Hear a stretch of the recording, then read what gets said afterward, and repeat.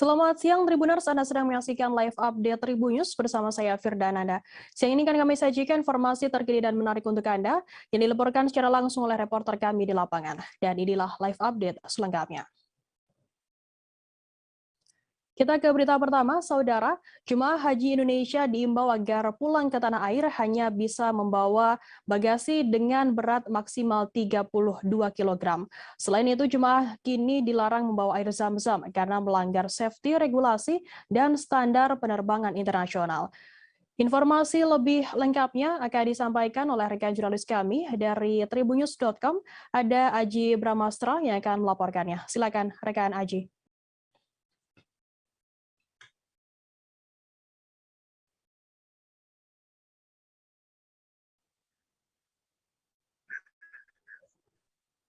Ya, silakan rekan Aji.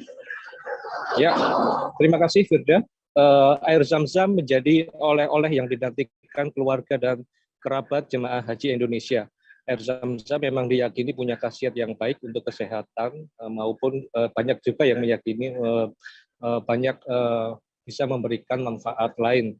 Tapi jemaah haji Indonesia untuk tahun ini diingatkan agar tidak pulang membawa air zam-zam yang di luar diberikan pemerintah.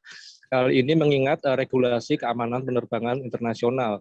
Kepala Seksi Pelayanan Pemulangan di Bandara Jeddah kepada Tribunnews saat saya temui Eda Dasril mengatakan, tahun lalu memang pemerintah masih memperbolehkan jemaah haji membawa air zam-zam sendiri maksimal 3 botol kecil. Tapi tahun ini panitia penyelenggara ibadah haji mendapatkan peringatan keras dari otoritas penerbangan, yakni General Authority Civil Aviation atau GACA. Peringatan itu adalah kalau ada jemaah yang ketahuan bukan jemaah dan PPIH yang akan disanksi, tapi pihak airline yang kena. Dalam hal ini bisa Saudi atau Garuda begitu. Nah, sangat berbahaya kalau tetap jemaah nekat karena sewaktu-waktu bila di remote area ini tiba-tiba ditemukan koper jemaah ini barang temuan itu bukannya dibuang, tapi yang lebih berbahaya koper ini akan dikembalikan ke Mekah sehingga nanti tentu jemaah yang sudah tiba di tanah suci tidak bisa melihat koper mereka, tidak bisa mendapatkan barang bawaan mereka begitu. Nah, sebagai penggantinya jemaah haji Indonesia tidak perlu khawatir karena pemerintah telah memfasilitasi dengan memberikan pengganti berupa air zam-zam sebanyak 5 liter per jemaah begitu. Nah, sehingga jemaah diminta dengan sangat untuk tidak nekat membawa air zam-zam di luar pemberian pemerintah tersebut.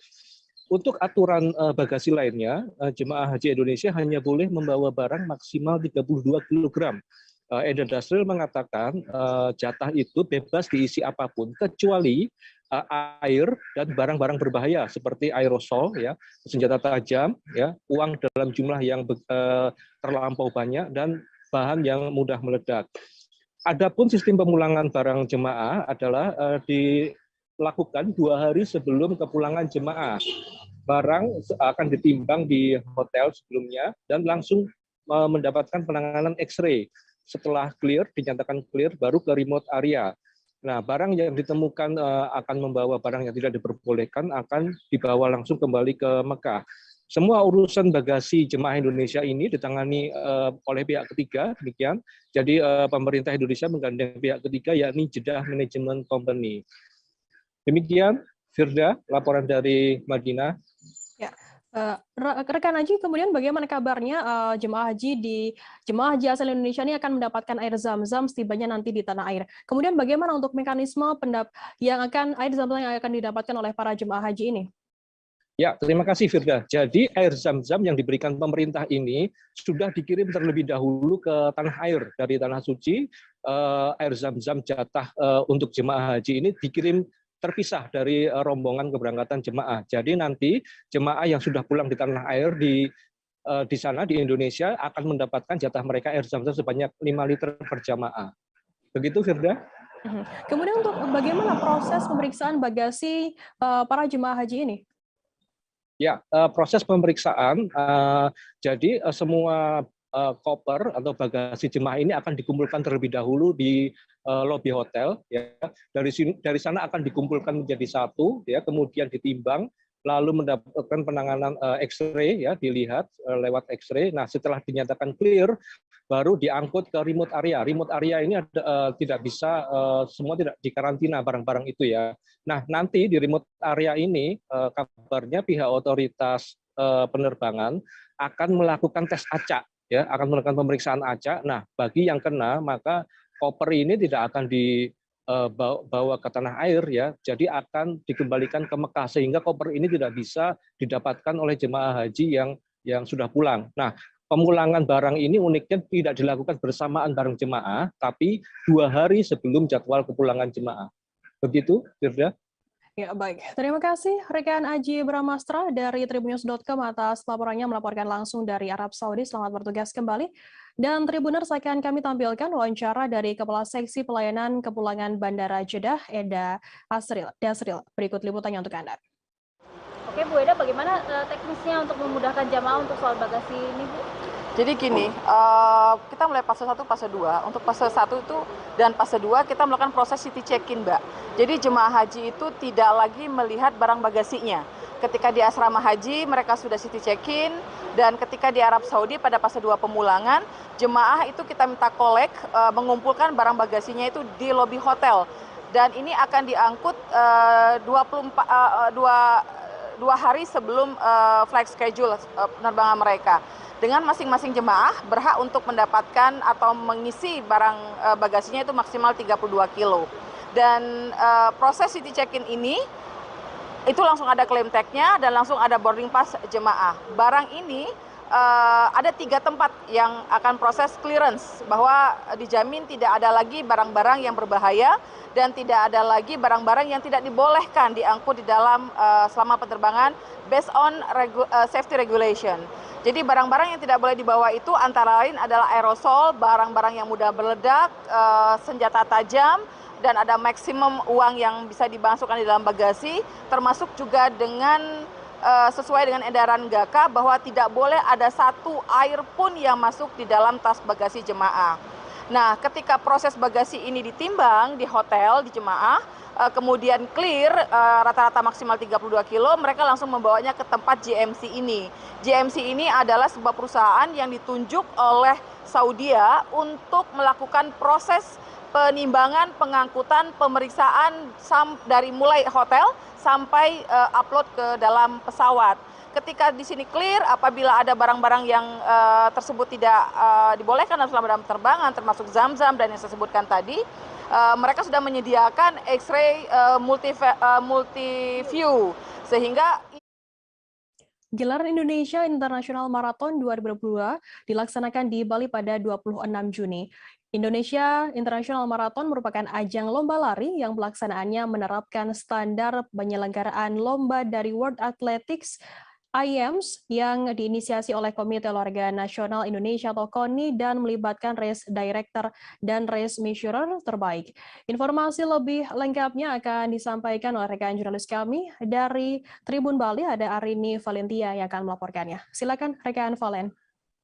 Halo, selamat sore rekan Firda. Jadi gelaran Indonesia International Marathon 2022 ini digelar di Bali pada 26 Juni 2022 mendatang. Nah, sebelum pada hari H, pantauan Tribun Bali pada hari ini Jumat 24 Juni 2022 di pintu kedatangan masuk domestik Bandara Igusti Ngurah Rai sudah terlihat beberapa peserta IIM 2022 yang datang dari berbagai kalangan dan juga berbagai daerah di Indonesia. Salah satunya yaitu adalah dari Jakarta, kemudian ada dari Solo, ada dari Bandung, dan juga ada dari Malang, hingga Sulawesi Tenggara, rekan Firda. Jadi untuk diketahui bahwasanya Indonesia International Marathon 2022 ini adalah gelaran lari maraton internasional yang sudah menerapkan standar World Athletics IAMS, yaitu dengan pengukuran rute terbaik di dunia yang sudah diukur oleh ahli dari Amerika. Nah, untuk diketahui bahwasannya start dan juga finish dari IIM 2022 ini mengambil di Grand Ina Bali Beach Sanur dengan rute larinya yaitu ada beberapa kategori, yaitu 5 km, kemudian 10 km, kemudian 21 km, atau biasa disebut dengan half marathon, dan juga full marathon yang itu adalah jaraknya 42 km. Nah, pantauan Tribun Bali tadi, beberapa peserta IIM datang dari golongan komunitas dan juga ada juga yang perorangan atau individu. Seperti yang tadi saya sempat temuin, itu ada dari Jakarta, kemudian ada dari Bandung juga, komunitas lari Helpless Bandung, yang itu mereka mengikuti full marathon yang nantinya akan start dan finish juga di Grand Inam Bali Beach, yang itu mengikuti rute dari Grand Inam Bali Beach, kemudian nanti akan memutari kawasan padat yang ada di Bali, salah satunya yaitu Dewa Ruci, kemudian Jalan Pantai Kuta, Jalan Pantai Seminyak, Jalan Sunset Road, dan akan kembali lagi di Grand Inam Bali Beach. Seperti itu rekan Firda yang bisa saya sampaikan. Ya baik, terima kasih rekan Valen dari Tribun Bali atas laporan Anda. Selamat bertugas kembali. Kita beralih ke informasi lainnya, Saudara. Pasca mantan Gubernur Sumsel Insinyur Haji Alex Nurdin divonis majelis hakim lebih ringan dari tuntutan, tim jaksa penuntut umum maupun penasihat. Hai pemain satu, siap hadapi tantangan ini? Masuki Valorant dan main sebagai salah satu agen global dari penjuru dunia. Gabungkan FPS, kekuatan supernatural, dan ratusan strategi taktis. Persiapkan tim yang kuat dan habisi lawan dalam laga FPS taktis tiada dua. Makin dalam pemahamanmu, makin seru permainanmu.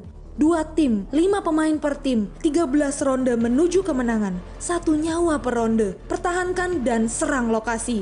Kumpulkan uang di sepanjang pertandingan, gunakan untuk membeli senjata, perisai, atau ability. Teman akan selalu melindungimu. Untuk merebut kemenangan, pemain harus bekerja sama. Dan bermain bersama teman adalah pilihan terbaik untuk bersenang-senang. Dan berkoordinasi dengan kompak untuk menghabisi tim lawan. Rekan tim dan kerja sama tim adalah pilar Valorant. Peran apapun sama pentingnya dalam mengantarkan tim menuju kemenangan.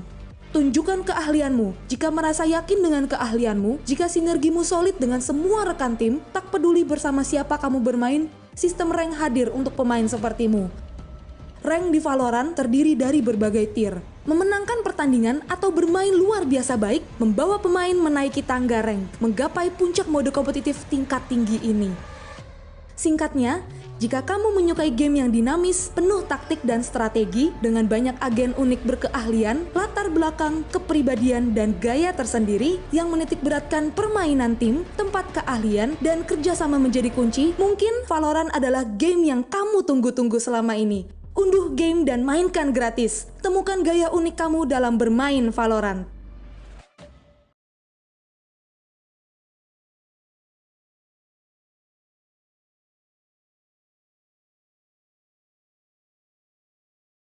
Halo Sobat Kompas.com, selamat datang di program Generasi Cuan, program obrolan santai seputar isu ekonomi, bisnis, dan juga keuangan yang pastinya relate dengan anak muda dan juga kamu yang masih berjiwa muda. Bersama saya Melis Moren, Anda menyaksikan program Generasi Cuan.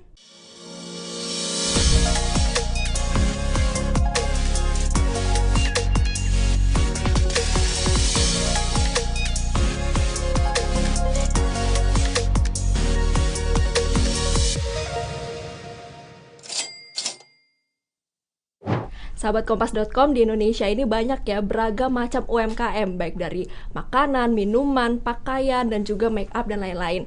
Nah, di sini nih di kesempatan kali ini Generasi Cuan akan membahas tema yang menarik soal saatnya UMKM Indonesia naik kelas. Dan untuk berbincang-bincang nih soal UMKM, Generasi Cuan sudah kedatangan nih para expert di bidangnya nih. Ada Mbak Yosiara Hutagalung selaku Manajer Mikro Bisnis Strategi Departemen BRI dan juga Mbak Irena Fariha selaku founder Coklatin Jakarta. Sebagai informasi nih sahabat Kompas.com, Coklatin Jakarta merek dari Mbak Irena ini sudah berdiri sejak 2016 ya Mbak? Iya, betul. Iya, dan pemenang UMKM Idola Pesta Rakyat Simpedes BRI 2021. Sudah hadir di Generasi Cuan.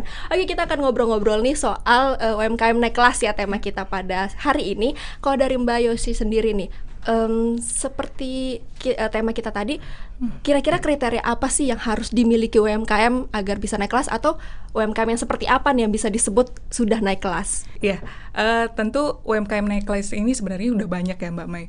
Orang nanya apa sih pengertiannya atau apa sih kriterianya, itu sebenarnya udah banyak orang sampaikan. Cuman mungkin memang pengertian yang banyak yang berbeda. Ada yang bilang UMKM naik kelas itu adalah UMKM yang dari konvensional jualannya dia jualan online, atau yang kedua yang produktivitasnya masih rendah kemudian dia meningkat.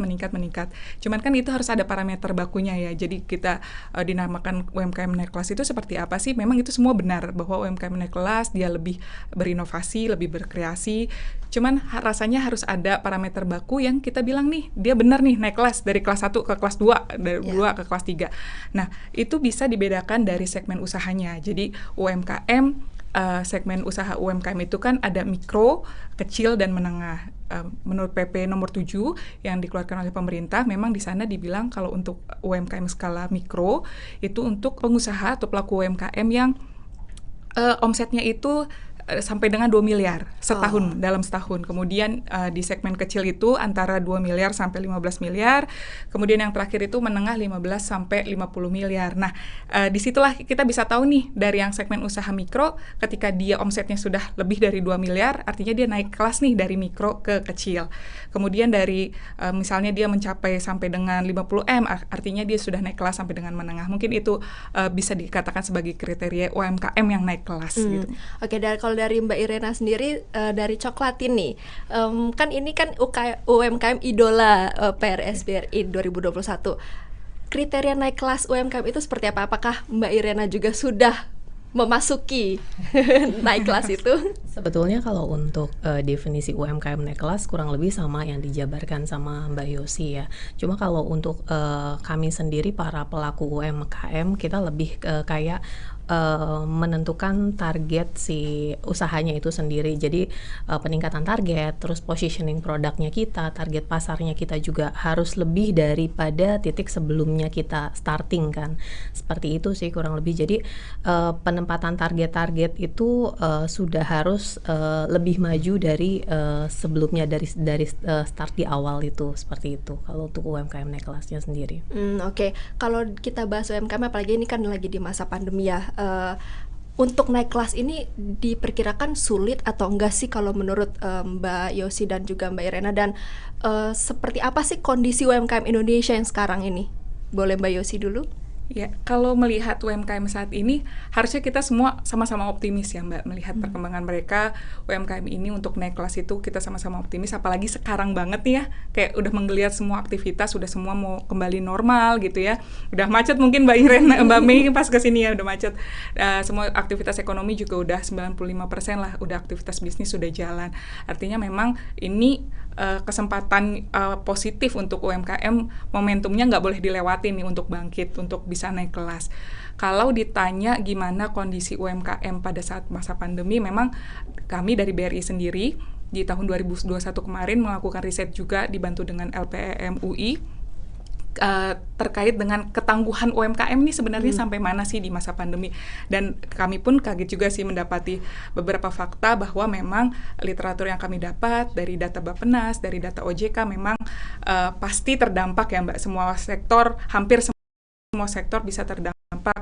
Bahkan di OJK juga menyebutkan 27% UMKM itu omsetnya menurun. Kemudian disebutkan juga oleh Bappenas bahwa 65% juga kesulitan membayar gaji karyawannya, itu pasti. Cuman tren positifnya yang kita lihat adalah di tahun 2020 ternyata UMKM ini masih menyumbang 37,3% ke PDB gitu ya. Jadi angka yang masih cukup tinggi disumbang dari UMKM itu sih. Kalau dari Mbak Yosi sendiri kan tadi udah melihat ya faktanya dari datanya seperti itu. Kalau dari Mbak Irena sendiri selaku pelaku UMKM, bagaimana nih melihat kondisi UMKM sekarang ini di masa pandemi? Iya, kalau kondisi UMKM di masa pandemi sekarang ini, setuju apa yang dibahas sama Mbak Yosi ya. Kita memang terdampak sekali ya, tapi itu tadi makin kesini kan istilahnya kondisinya sudah berubah, semakin stabil, dan banyak kok UMKM yang istilahnya berjuang untuk tetap bertahan di masa ini gitu. Caranya kita bertahan gimana sih? Banyak juga yang kalau Coklatin sendiri ya, kita bikin perubahan di masa pandemi, kita rebranding. Jadi kalau Mbak Mei lihat tadi produk kita kemasannya, kita merubah logo, desain logonya kita. Sekarang kita bikin huruf C, itu C-nya sendiri adalah lambang atau kota yang memiliki daerah penghasil coklat terbesar yang ada di Indonesia. Jadi kita bikin brandingnya memang benar-benar kita kuatin untuk positioning produknya supaya brand identity kita juga lebih kuat gitu. Jadi kita memang melakukan perubahan itu di masa pandemi untuk kita bertahan gitu, supaya produk kita nggak ikut tergerus walaupun memang terdampak di bagian omset, tapi karena kita bertahan dan kita mencari sebisa mungkin untuk bertahan gitu ya, mencari gimana caranya untuk bertahan. Alhamdulillah sih, jadi bener masih banyak UMKM yang tetap bertahan di masa seperti ini gitu. Oke, tadi sempat di-mention sama Mbak Yosi, kalau menurut data, kalau misalnya UMKM itu tadi membantu PDB Indonesia sebesar 37,3% ya, dari yang Mbak Yosi tadi menurut penelitian bersama lembaga UI. Nah, selain itu, seberapa besar kontribusi dan juga seperti apa peran UMKM bagi perekonomian Indonesia sendiri? Ya, selain tadi di 2020 walaupun masa pandemi gitu ya masih bisa nyumbang 37,3%. Kemudian dilanjutkan lagi, kita lihat lagi data dari Kemenkop gitu di tahun 2021 bahkan mengalami peningkatan sampai dengan 61% Mbak PDB-nya dari UMKM sendiri. Dan bukan hanya itu, ini lebih penting ya menurut kami bahwa UMKM ini bisa menyerap tenaga kerja itu setara dengan 97% dari seluruh tenaga kerja yang ada di Indonesia. Jadi itu mungkin angkanya sekitar 120,6 juta tenaga kerja itu diserap oleh UMKM. Jadi kalau dilihat kontribusinya kadang kita merinding sendiri sama UMKM ini ya. Walaupun kelihatannya satu-satu kecil, tapi kalau ternyata banyak itu terhadap perekonomian Indonesia itu paling sangat membantu. Oke. Tadi kita lihat ya berapa besarnya dampaknya UMKM ternyata walaupun di masa pandemi ya. Tapi UMKM sendiri pastinya memiliki tantangan ya dalam baik itu di tanah air pastinya sendiri. Nah, untuk Mbak Irena sendiri nih selaku pelaku UMKM gimana nih tantangannya dalam bisnis UMKM di Indonesia apalagi di masa pandemi? Misalnya kita sebut saja ada kayak literasi digital dan lain-lain. Kalau untuk tantangan di masa pandemi ini sebetulnya UMKM bisa ya untuk melakukan upgrade diri istilahnya. Mengembangkan produk kita melalui platform digital baik itu di e-commerce ataupun di sosial media lainnya. Bagaimana kita menerima tantangan itu, kita sebisa mungkin membuat sosial media kita menarik gitu di mata konsumen baik di sosial media maupun e-commerce. Kita sendiri kan dapat support baik dari pemerintah maupun dari BRI seperti pelatihan sosialisasi digital seperti itu. Nah, kalau UMKM yang mau berkembang biasanya sih mereka terus belajar dan menggali potensi si produk dan juga potensi dirinya ya untuk bisa mengembangkan dan terus mengembangkan produknya itu sendiri gitu. Oke. Tadi sebut digitalisasi, aku keinget nih, aku kan suka belanja online nih. Kayaknya semua cewek suka belanja. Keranjang penuh kayak. Keranjang penuh nggak cek. Nah itu dia. Takut pakai pay-later segala macam, jadi taruh aja di keranjang. Nah aku kan adalah beberapa aplikasi yang kulihat ada produk UMKM, ada juga produk dari luar negeri. Harganya tuh kalau di compare tuh, wah kok murahan yang dari luar negeri gitu ya. Dari sisi Mbak Irena sendiri nih selaku pelaku UMKM, gimana nih menghadapi salah satu tantangan ini nih, apalagi yang digitalisasi kan semakin luas nih, semakin terbuka, orang punya pilihan untuk belanja yang mana nih, UMKM atau yang produk luar yang lebih murah gitu. Sebetulnya kalau untuk produk kami dan juga produk luar ya nggak bisa di head to head kalau menurut saya pribadi, karena kalau dari potensi produk UMKM sendiri kita punya story produk yang cukup kuat, sementara produk-produk yang dari sana biasanya lebih cenderung kayak murah seperti itu. Nah kalau UMKM kan banyak sekali yang kita nguatin story produk, positioning produknya, kemasan kita juga jauh lebih menarik gitu, dan pasti kita menjaga kualitas produk. Ya saya juga yakin lah Mbak Mei pasti bisa ngerasain ya, maksudnya produk yang dari sana sama kualitas produk UMKM kita pasti jauh lah berbeda. Biar kata walaupun harganya naik dikit tapi ada kualitas ya di situ bagus ya. Dan kita dapat story produk yang kuat ya, apalagi ini produk lokal dari Indonesia. Jadi kan kita supportnya juga harus lebih dong daripada produk-produk impor. Nah kalau misalnya melihat nih tantangannya, ternyata persaingannya ada yang dari produk luar juga nih ya kan. Dari BRI sendiri apa ada upaya-upaya nih untuk meningkatkan UMKM Indonesia supaya semakin lagi naik kelas? Ya, tentu bukan lagi upaya sih buat BRI untuk melakukan yang namanya pemberdayaan kepada UMKM, bahkan ini memang menjadi prioritas bagi BRI untuk melakukan literasi keuangan, literasi digital kepada seluruh pelaku UMKM seperti itu. Dan kalau kita lihat bahwa BRI ini memang secara rutin melakukan pelatihan kepada para pelaku UMKM, bahkan di tahun 2020 sampai kuartal 1 2021 itu kurang lebih sudah hampir 3.000 pelatihan lah BRI lakukan untuk kita kategorikan dalam 3 kategori pemberdayaan, di mana ada literasi dasar. Di sana itu terkait pelatihan UMKM minimal harus bisa manajemen keuangan nih, Mbak. Bikin sendiri neraca keuangannya, pengeluarannya berapa, pendapatannya berapa, jadi bisa terkurasi gitu. Yang kedua adalah literasi bisnis. Nah, ini lebih dalam lagi, adalah pelatihan tentang di mana BRI mengajarkan pelaku UMKM ini lebih dalam lagi nih bisnisnya, bisa melihat bisnis jangka panjang seperti apa, penetrasi pasar seperti apa, dan lain-lain. Dan yang terakhir, yang sekarang lagi hits ya Mbak ya, itu literasi digital gitu ya. Ini yang sepertinya yang jadi paling penting untuk UMKM saat ini, di mana UMKM ini yang dari konvensional bisa menuju ke arah digital, go global, seperti itu, untuk menggunakan digital dalam penjualannya. Itu salah satu wujud upaya BRI dalam pemberdayaan UMKM. Dan ada juga BRI punya yang namanya link UMKM. Nah, di link UMKM ini sebenarnya UMKM tuh jadi bisa berkumpul gitu via virtual, bisa sama-sama, walaupun nanti juga akan ada pelatihan-pelatihan secara offline gitu ya, seminar-seminar offline. Di sini UMKM itu bisa saling terhubung lah. Diajarkan juga soal penetrasi pasar, di sana juga ada self-assessment, jadi UMKM itu bisa menilai nih secara dewasa UMKM ini udah sampai mana kedewasaannya dalam berbisnis, seperti itu. Kemudian di link UMKM ini juga UMKM bisa mengakses pelatihan-pelatihan yang pastinya diisi oleh expert gitu ya, seperti itu, Mbak. Banyak ya hal-hal yang harus dikembangkan berarti ya, sangat dari banyak UMKM supaya naik kelas ya. Betul, nah, Mbak. kalau misalnya tadi kan udah beberapa disebut ya upaya-upayanya. Kalau aku mau mention nih ada satu upaya yang mau di BRI lakukan, yaitu adalah Pesta Rakyat Simpedes ya, kalau nggak salah di tahun ini, di tahun 2022. Nah, dari PRS sendiri nih, kan singkatannya PRS BRI 2022 ini, apakah ini salah satu wujud support BRI kepada UMKM, dan nantinya akan seperti apa sih PRS BRI itu? Nah, bicara soal Pesta Rakyat Simpedes, ini saya sangat excited Mbak kalau selalu ditanya soal Pesta Rakyat Simpedes, karena memang ini adalah momen yang kita tunggu-tunggu setiap tahunnya, dipersembahkan oleh tabungan BRI Simpedes. Setiap tahunnya kita ada event tahunan. Nah, PRS ini memang kalau ditanya tadi sama Mbak Mei, apakah ini salah satu program untuk pemberdayaan UMKM? Memang tujuan dari penyelenggaraan PRS ini adalah untuk melakukan literasi digital, literasi keuangan untuk para pelaku UMKM. Jadi UMKM bisa datang ke sana untuk belajar namanya penetrasi pasar, kemudian juga bisa membangun kolaborasi dengan pebisnis lain dan lain-lain seperti itu. Dan PRS ini di tahun 2022 akan diselenggarakan di 379 titik di seluruh Indonesia, dari Sumatera sampai Papua gitu ya. Dari 379 titik tersebut kita akan ada PRS utama, namanya pegelaran utama di 11 kota besar. Kita juga akan ada 14 titik di Karasidenan gitu ya, di kabupaten atau kota.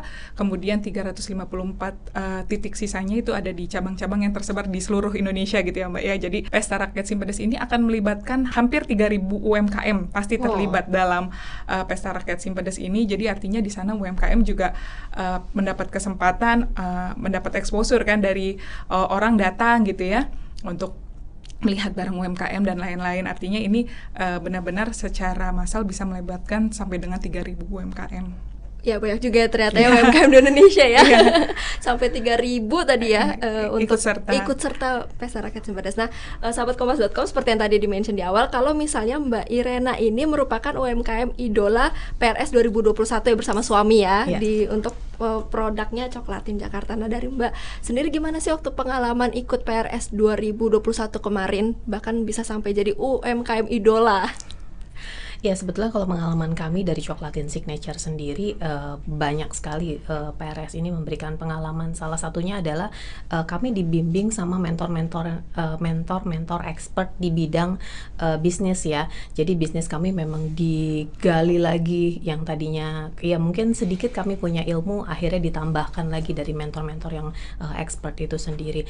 Terus kami juga diberi tantangan, yaitu biasanya tantangan kalau di kompetisi nggak jauh dari produk kita ya, kita menggali produk sendiri. Tapi kalau untuk di PRS ini kita diberikan tantangan, kita membuat produk yang kita sama sekali nggak ngerti bahan bakunya dari awal. Jadi itu sih tantangannya. Jadi apa ya, kemampuan kita itu digali lebih dalam sampai akhirnya kita bisa mempersembahkan satu produk baru, di mana produk itu masih scratch sampai jadi produk, sampai kita pikirin tuh strategi pemasarannya kemana, bentuk desain packagingnya seperti apa. Itu ilmunya banyak sekali. Apalagi setelah selesai PRS pun sampai hari ini kita masih disupport penuh ya dari BRI. Selesai acara PRS 2021 sampai dengan hari ini supportnya juga begitu penuh dengan Coklatin, seperti itu sih. Membuat UMKM juga semakin banyak belajar ya. Betul, pastinya. Semakin banyak belajar, exposure produk juga kita dapat, networking juga kita dapat, karena networkingnya juga banyak kan dari mentor-mentor yang tadinya kita nggak kenal, ternyata kita dikenalkan mentor-mentor yang expert. Dan sampai sekarang juga komunikasi kita kalau misalnya ada apa-apa gitu, kita masih lancar komunikasinya, karena mereka benar-benar mau mendukung dan juga memberikan masukan lebih dalam lagi gitu tentang usahanya kita gitu. Kalau dari Mbak Yosi sendiri nanti di tahun ini nih PRS akan seperti apa? Tadi kan sudah dijelaskan di tahun lalu. Kalau tahun ini akan ada apa nih yang akan didapatkan oleh UMKM yang join ke PRS? Ya, bedanya Pesta Rakyat Simpedes ini dengan festival lain ya Mbak, PRS ini punya yang namanya 6 pilar gitu ya. Jadi 6 pilar ini kayak festival lain kayaknya nggak punya pilar nih, PRS punya nih pilar-pilar. Nah, pilar ini yang akan didapatkan nih sama orang yang datang, sama UMKM yang datang. Yang pertama itu kita ada namanya pilar pasar. Nah, di pasar ini nanti yang tadi saya bilang akan kumpulkan di setiap titik mungkin 50-100 UMKM. Jadi di 379 titik kita akan ada 3.000 UMKM. Di sana mereka bisa belajar gimana caranya penetrasi pasar. Mereka juga open tenant gitu ya, jadi mereka buka tenan mereka di sana, bisa langsung berjualan di sana, karena momennya di setiap PRS kita ada 3 hari gitu ya. Jadi pasarnya dibuka, entah ada pasar kuliner, pasar-pasar baju-baju daerah gitu ya, jadi khas-khas daerah tersebut seperti itu. Kemudian pilar yang kedua itu kita ada namanya pawai. Nah, pawai ini bukan cuman kita keliling karnaval aja pawai ini, tapi lebih dalam lagi ini adalah unjuk layanan dan produk BRI sendiri. Jadi di pawai ini kami akan kerahkan banyak penyuluh digital gitu ya. Jadi kami di setiap titik akan ada 500 penyuluh digital gitu untuk sama-sama mengajarkan UMKM ini yang namanya digital gitu ya. Jadi open digital saving, jadi dari nggak bisa sampai bisa lah didampingi satu-satu. Jadi pawainya akan seperti itu. Jadi apa ya bilangnya ya, mungkin edukasi massal gitu ya Mbak ya, edukasi massal secara besar-besaran. Kemudian itu yang kedua, dan yang ketiga kita ada namanya pojok eksis gitu ya. Dari namanya udah tahu ya buat tempat eksis gitu ya. Jadi di setiap tempat PRS nanti akan ada pojok eksis, isinya itu bisa di sana ada workshop, di sana juga ada games dan lain-lain, hal-hal yang menyenangkan lah di sana, bahkan bisa diupload sama yang datang untuk ke media sosial bisa gitu jadi ya. Konten bisa ya. jadi konten eksis gitu ya. Baru kita juga ada yang namanya peduli, P yang keempat peduli itu di sana UMKM yang datang, masyarakat yang datang bisa cek kesehatan gratis, ada juga cari donor darah, atau yang keren juga nanti kita ada peduli gaya gitu ya, bisa potong rambut massal di situ ya, bisa potong rambut wanita pria gitu. Iya, wanita pria itu di sana juga bisa gitu ya. Nah, di setiap titik nanti kita akan buatkan konsep yang berbeda soal itu. Kemudian juga berikutnya kita ada yang namanya panggung. Nah, panggung ini pasti semuanya hiburan ada di sini. Nanti artis-artis tanah air papan atas lah ya, itu ikut memeriahkan. Jadi nggak cuma dapat soal edukasi aja, tapi yang UMKM yang datang juga dihibur oleh artis nasional. Kemudian juga di panggung itu juga ada stand up komedian gitu ya, yang lagi hits ya. Kemudian juga pasti nanti akan ada talk show edukasi juga di panggung gitu. Dan yang terakhir itu adalah panen. Jadi memang panen hadiah Simpedes itu kita lakukan per periode. Nah, sudah dilakukan pengundian, nanti akan ada simbolis penyerahan hadiah, dan juga secara langsung di PRS itu akan sangat banyak hadiah lah, door prize dan lain-lain. Menarik sekali ya. Kalau dari tahun ini berarti kapan diadakan dan di mana nih Mbak? Kalau untuk PRS-nya yang tadi ada festivalnya dan yang sudah disebutkan oleh Mbak Yosi. PRS ini tahun ini akan diadakan dari mulai bulan ini Juni sampai Desember tadi di 379 titik, di mana yang dimulai pertama itu di Malang. 24 sampai 26 Juni itu titiknya yang pertama di Malang, baru menyusul di kota-kota lain seperti itu. Mbak Mei mungkin bisa berangkat ke Malang? Boleh. Kalau misalnya teman-teman UMKM Malang ya mau join ya bisa hadir pasti ya. Bisa banget. Kalau dari BRI sendiri nih ada selain tadi PRS ini apa ada gebrakan-gebrakan baru lagi nih nantinya ke depannya untuk UMKM Indonesia supaya naik kelas nih? Kalau gebrakan lain dari BRI itu pasti, karena memang tadi sempat saya sampaikan juga bahwa soal UMKM ini benar-benar jadi prioritasnya BRI lah, gimana caranya UMKM bisa terus naik kelas. Nah, di beberapa kali kesempatan juga Bapak Presiden kita ya, Bapak Jokowi juga sempat mengutarakan bahwa literasi di keuangan itu harus sampai dengan 90% di tahun 2025 seperti itu ya. Ini yang akhirnya BRI menerjemahkan bahwa BRI berkomitmen untuk bisa menyumbang 70% financial inclusion gitu ya, literasi keuangan di tahun 2024. Jadi artinya BRI itu harus mengakuisisi kurang lebih 117 juta rekening gitu ya. Jadi kita akan ke arah sana, dan juga banyak juga kebijakan-kebijakan. Kami ada yang namanya revitalisasi mantri, di mana kami tersebar di seluruh Indonesia itu ada 27.000 mantri, Mbak. Jadi ada 27.000 mantri itu pemasar mikro ya, yang akan berperan sebagai penyuluh digital. Mereka akan pegang desa-desa, pasar-pasar yang mungkin saat ini masih belum terjangkau gitu ya Mbak ya. Jadi di sana akan dilakukan penyuluhan digital dan lain-lain oleh 27.000 mantri tadi, dan seluruh pekerja BRI akan menjadi yang namanya penyuluh digital. Lengkap ya, berarti ada gebrakan-gebrakan baru lagi. PRS juga tetap ada ya? Iya, PRS pastinya tetap ada. Oke, ini terakhir nih untuk menutup generasi cuan hari ini, bisa berikan tips bagi UMKM Indonesia nih yang mau naik kelas nih, kayak seperti Coklatin kan sudah tadi ada level-level kelas-kelasnya tertentu ya, yang apa, atau mungkin ada pebisnis muda nih yang baru mau join mau buka UMKM, mungkin bisa dari Mbak Irena dulu selaku pelaku UMKM memberikan tips and triknya. Kalau dari saya untuk teman-teman yang mau mulai usaha, saya cuma bisa bilang bisnis tanpa tapi. Jadi kita masukin mindsetnya itu dulu. Biasanya mereka yang mau mulai usaha kayak ragu-ragu gitu Mbak Mei. Jadi kayaknya nanti usaha untung apa enggak ya gitu. Terus nanti bisa jalan apa enggak ya. Kalau kami sendiri menerapkan bisnis tanpa tapi. Jadi mulai aja dulu gitu. Jangan dipikirin untung atau rugi dulu. Kalau kita sudah maksimal mengeluarkan semua kemampuan yang kita punya, insya Allah semua jalannya kebuka kok gitu. Tapi yang penting ada kemauan, dan juga jangan putus asa, jangan menyerah, itu sih. Oke, itu ya poinnya ya. Bisnis tanpa tapi. Bisnis tanpa tapi.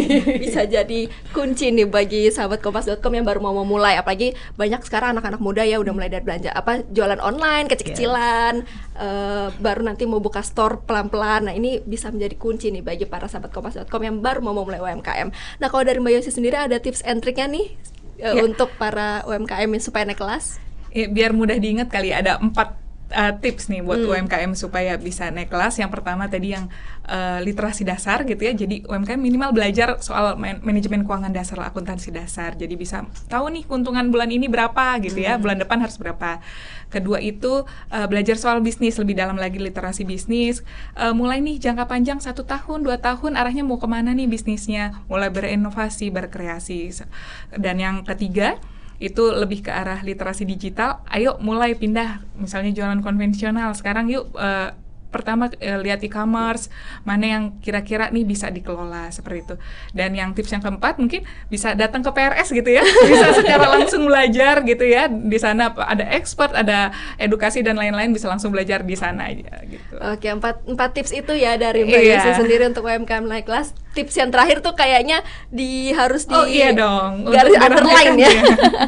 Oke, terima kasih Mbak Yosi dan juga Mbak Irena udah join di Generasi Cuan bahas soal UMKM. Semoga UMKM Indonesia semakin naik kelas ya. Amin. Demikian interview saya dengan Mbak Yosi dan juga Mbak Irena di Generasi Cuan pada hari ini. Terus saksikan konten-konten Generasi Cuan di YouTube channel kompas.com. Jangan lupa diklik subscribe dan juga nyalakan lonceng notifikasinya. Dan cari di playlist Generasi Cuan. Sampai ketemu di episode-episode yang akan datang di Generasi Cuan. Saya Melis dan kru pamit. Pastikan kamu jadi generasi yang pandai melihat peluang. Sampai jumpa!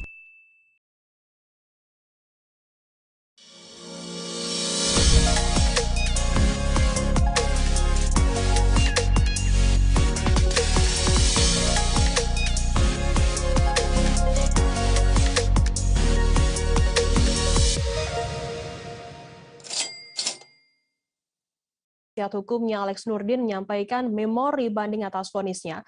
Alex Nurdin terdakwa atas perkara kasus dugaan korupsi pembelian gas bumi PT PDPDE Sumsel dan dugaan korupsi dana hibah pembangunan Masjid Sriwijaya Jakabaring divonis 12 tahun penjara, denda 1 miliar rupiah dengan subsidi 6 bulan dalam sidang putusan yang diketuai oleh Hakim Yose Rizal.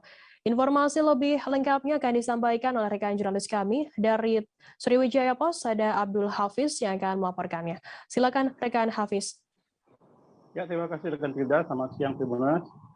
Dari konfirmasi kita kepada Jaksa Penuntut Umum dari Jaksaan Agung, Jaksaan Tinggi Provinsi Sumatera Selatan, dari Kasipenkum Muhammad Radian SHMH mengatakan bahwa pihaknya akan melakukan banding ke seluruh atas perkara yang terhadap terdakwa mantan Gubernur Sumatera Selatan Haji Alex Nurdin.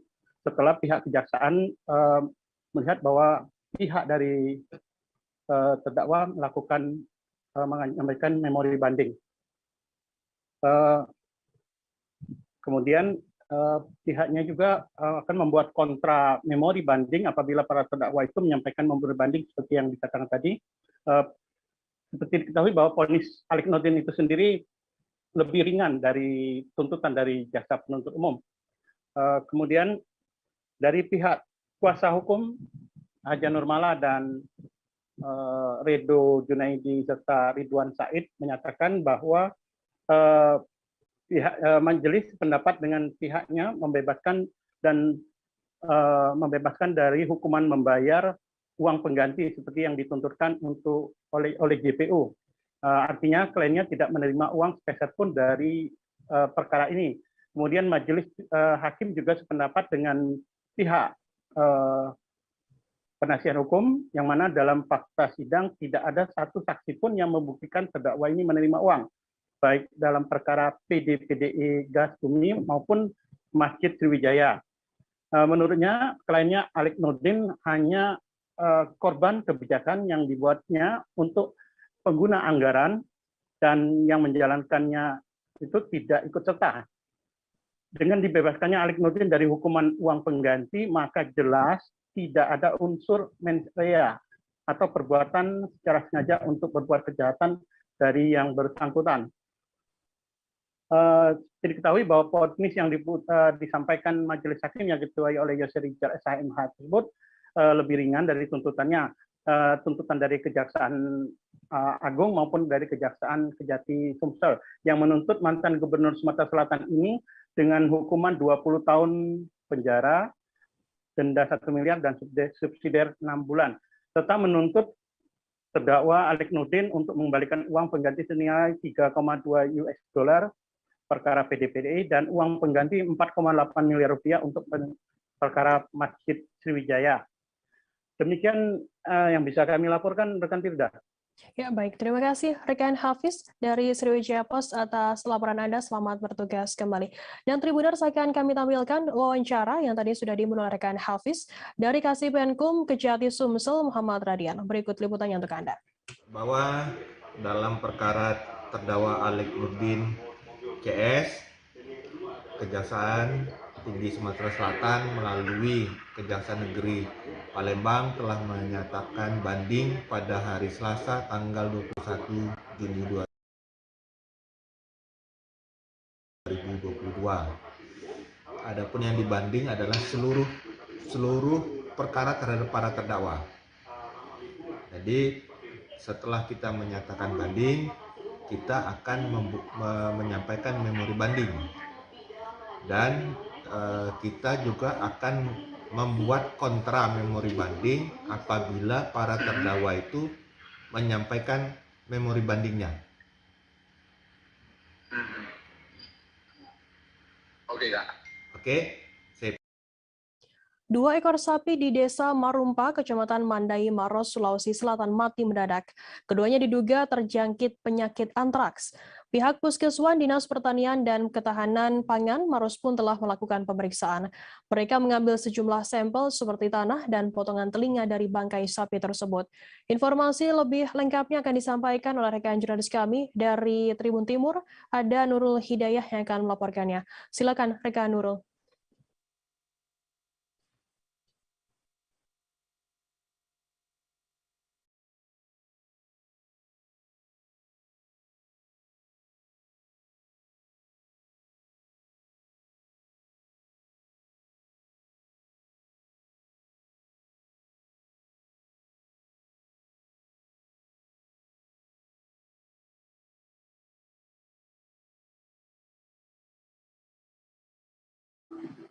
Baik Tribuners, 2 ekor sapi di Desa Marumpa, Kecamatan Mandai, Kabupaten Maros, Sulawesi Selatan, ditemukan mati mendadak hanya selang sepekan. Jadi Tribuners, ada 2 ekor sapi yang mati. Itu yang pertama jenis kelamin jantan, kemudian sepekan setelahnya ditemukan lagi sapi betina yang mati dan itu sudah dalam keadaan kaku seperti itu, kemudian ditemukan oleh pemiliknya Tribuners.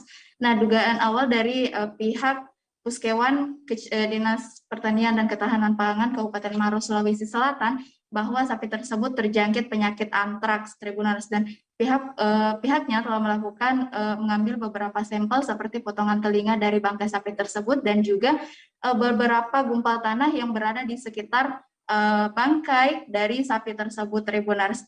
Nah, nantinya sampel tersebut akan dikirim ke Balai Veterian Maros dan kemudian dilakukan pemeriksaan guna memastikan apakah benar sapi ini terjangkit antraks atau mati karena hal lain Tribuners. Namun hasil tesnya ini baru bisa diketahui sekitar hari Senin nanti. Nah, Tribuners, mengapa dugaan awal dari dokter hewan ini bahwa sapi tersebut terjangkit antraks? Karena daerah Marumpa ini memang merupakan endemik penyakit antraks tersebut Tribuners, dan dari ciri-ciri yang dikatakan oleh pemiliknya bahwa sapi ini awalnya baik-baik saja, namun beberapa waktu terakhir sempat sakit, kemudian lumpuh dan tak bisa berjalan sama sekali Tribuners. Dan sapi ini ditemukan sekitar sehari setelah mati, dan itu pun tidak lagi ditemukan busa. Nah, meski begitu pihak Puskewan masih terus melakukan penelitian terhadap pemeriksaan terhadap bangkai tersebut Tribuners, dan jika nantinya 2 hewan tersebut memang terbukti terjangkit antraks, maka pihak Pemkab Maros akan melakukan sterilisasi dan juga pembatasan lalu lintas perdagangan hewan di daerah tersebut. Jadi sapi-sapi yang ada di Desa Marumpa nanti tidak bisa lagi diperjualbelikan sampai benar-benar dipastikan bahwa tidak ada lagi virus antraks di daerah tersebut Tribuners.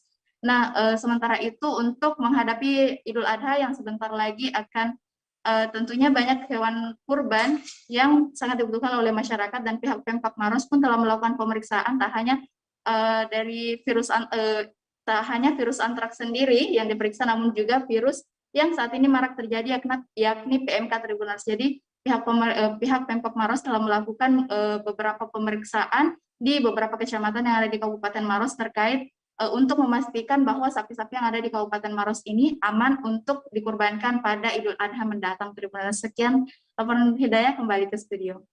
Baik, terima kasih rekan Nurul dari Tribun Timur atas laporan Anda. Selamat bertugas kembali. Tribuners, akan kami tampilkan wawancara dari tim dokter Puskeswan Maros, Nana Junita. Berikut liputannya untuk Anda.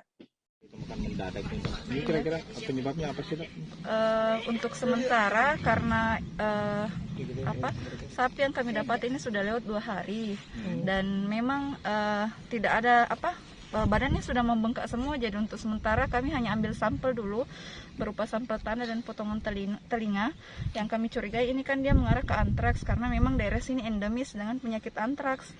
Jadi untuk sementara kami ambil sampel, terus nanti kami lanjut untuk diagnosis selanjutnya kami uji di Balai Besar Veteriner Maros untuk pengujian sampel antraksnya. Ada berapa sih? Ada berapa ekor, Dok, yang dilaporkan yang mati di sini? Sudah ada 2 ekor, tapi yang terakhir ini yang ditemukan bangkainya yang induknya yang sudah umur 5 tahun. Itu betina. Dan ini betina.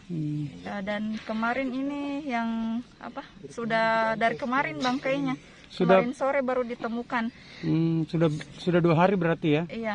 Selisih jaraknya, Dok, dengan yang sapi sebelumnya yang mati terlebih dahulu berapa? Selisih 3 hari. 3 minggu. Oh, 3 minggu. 3 minggu ya. Oh, selisihnya 3 minggu. Iya, yang pertama itu ya, anaknya. Iya. Itu yang pertama sudah diperiksa, Dok? Kalau untuk yang pertama belum ada laporan. Yang baru melapor ini kan yang bangkai yang kedua. Operasi Patuh Lancang Kuning tahun 2022 sudah sepekan lebih berlangsung digelar oleh Polres Pelalawan sejak diluncurkan pada tanggal 13 Juni lalu. Selama 1 pekan lebih, operasi patuh Satuan Lalu Lintas Polres Pelalawan melakukan razia di berbagai tempat. Polisi menyasar para pengendara motor dan mobil yang melanggar aturan lalu lintas di jalan raya. Informasi lebih lengkapnya akan disampaikan oleh rekan jurnalis kami dari Tribun Pekanbaru, ada Yohanes Tanjung yang akan melaporkannya. Silakan rekan Yohanes. Baik, terima kasih rekan Firda dan selamat siang semua Tribuners dimanapun Anda berada. Operasi Patuh Lancang Kuning tahun 2022 telah 1 pekan lebih digelar oleh Polres Pelalawan melalui Satuan Lalu Lintas Polres Pelalawan. Dalam operasi patuh kali ini memang razia digelar di beberapa titik yang merupakan titik rawan kecelakaan lalu lintas dan rawan pelanggaran lalu lintas yang dilakukan oleh personil Satlantas Polres Pelalawan. Sampai 1 pekan terakhir ini, Tribuners, sudah terjaring sebanyak 524 pengendara motor dalam beberapa razia yang dilaksanakan dengan rincian sebanyak 199 kendaraan diberikan tilang dan 325 diantaranya diberikan teguran. Selain itu, Tribuners, kegiatan-kegiatan yang diselenggarakan selama operasi patuh yakni pemeriksaan kelengkapan kendaraan yang melintas setiap hari, kemudian pengaturan arus lalu lintas pada jalan lintas timur yang ada di Kabupaten Pelalawan. Selain itu juga melakukan sosialisasi pengalihan arus bagi kendaraan-kendaraan besar agar tidak melewati jalan kota dan harus melewati jalan lingkar. Kemudian Polres Pelalawan juga melakukan pemasangan spanduk berisikan himbauan tertib lalu lintas serta menjaga keselamatan berkendaraan baik di sepanjang jalan tim mulai dari Kecamatan Bandar Sekijang sampai ke Kecamatan Ukuit. Di samping itu juga dilakukan sosialisasi pengenalan tertib berlalu lintas pada siswa di sekolah menengah atas. Berdasarkan data terakhir juga, Tribuners, sampai saat ini belum ada kecelakaan lalu lintas yang terjadi selama operasi patuh, alias datanya masih nihil. Sebagai informasi bagi Anda bahwasanya Kabupaten Pelalawan berada di jalan lintas nasional atau jalan lintas timur yang selama ini terjadi rawan kecelakaan. Bahkan dalam 1 pekan ada beberapa kecelakaan yang melibatkan kendaraan besar maupun kecil hingga menelan korban jiwa. Demikian informasi yang kami sampaikan. Bersama saya Yohanes Tanjung, jurnalis tribunpekanbaru.com. Kembali ke rekan Firda di studio. Baik, terima kasih rekan Yohanes Tanjung dari Tribun Pekanbaru atas laporan Anda melaporkan langsung dari Pelalawan. Selamat bertugas kembali. Kita beralih ke informasi lainnya, Saudara. Komite Nasional Keselamatan Transportasi atau KNKT menyelenggarakan media rilis terkait hasil investigasi kecelakaan beruntun truk tronton yang terjadi pada 21 Januari lalu di Simpang Muara Rapak. Kegiatan media rilis ini diselenggarakan di Auditorium Balai Kota Pemkot Balikpapan pada Kamis 23 Juni. Ketua KNKT Suryanto Cahyono menyampaikan maksud dan tujuan dari diselenggarakannya media rilis ini adalah untuk melakukan pencegahan agar kecelakaan serupa tidak terjadi lagi di kemudian hari. Informasi lebih lengkapnya akan disampaikan oleh rekan jurnalis kami dari Tribun Kaltim, ada Niken Dwi yang akan melaporkannya. Silakan rekan Niken. Baik, Firda. Jadi beberapa waktu lalu pada tanggal 21 Januari 2022 telah terjadi kecelakaan yang menyita atensi pemerintah pusat. Dalam hal ini Komite Nasional Keselamatan Transportasi melihat dan mengambil alih kasus ini untuk diselidiki lebih lanjut. Adapun hasil dari investigasi yang dilakukan oleh KNKT sendiri, mereka telah menemukan hasil dan analisis yang disimpulkan bahwa faktor-faktor yang berkontribusi terhadap terjadinya kecelakaan ini adalah penggunaan gigi tinggi pada jalan menurun yang memaksa pengemudi melakukan pengereman berulang dan beresiko untuk menurunkan tekanan angin pada tabung angin rem dan menyebabkan pengemudi gagal mengantisipasi kegagalan rem yang akhirnya menyebabkan kejadian rem blong dan dengan kecepatan tinggi truk tronton meluncur ke kerumunan warga. Kemudian juga tekanan angin pada tabung angin rem ini hanya sisa 5 bar dan hal ini yang menyebabkan pengemudi tidak mampu melakukan pengereman kendaraan tersebut pada kecelakaan tersebut. Selain itu juga pihak KNKT memaparkan rekomendasi yang dilakukan pihak terkait seperti pemerintah Kota Balikpapan dan juga Dinas Perhubungan Kota Balikpapan dan juga pihak-pihak terkait lainnya untuk dapat mencegah dan meminimalisir fatalitas kecelakaan angkutan barang yang kerap terjadi di Balikpapan. Adapun rekomendasi-rekomendasi yang diberikan dari KNKT sendiri adalah memisahkan lalu lintas kendaraan barang yang akan beroperasi hanya pada saat low traffic saja, kemudian juga memberikan edukasi kepada pengemudi dan juga menyediakan fasilitas berupa freight center, dan Dishub juga dapat menerapkan self-explaining road dan juga forgiving road di daerah-daerah yang rawan terjadi kecelakaan angkutan barang terutama ya. Dan juga salah satu rekomendasi yang disampaikan KNKT adalah membangun freight center. Freight center yang dimaksud di sini adalah bukan rest area yang memang dikhususkan untuk para pengemudi angkutan barang dan juga logistik yang akan memasuki dan juga keluar dari Kota Balikpapan.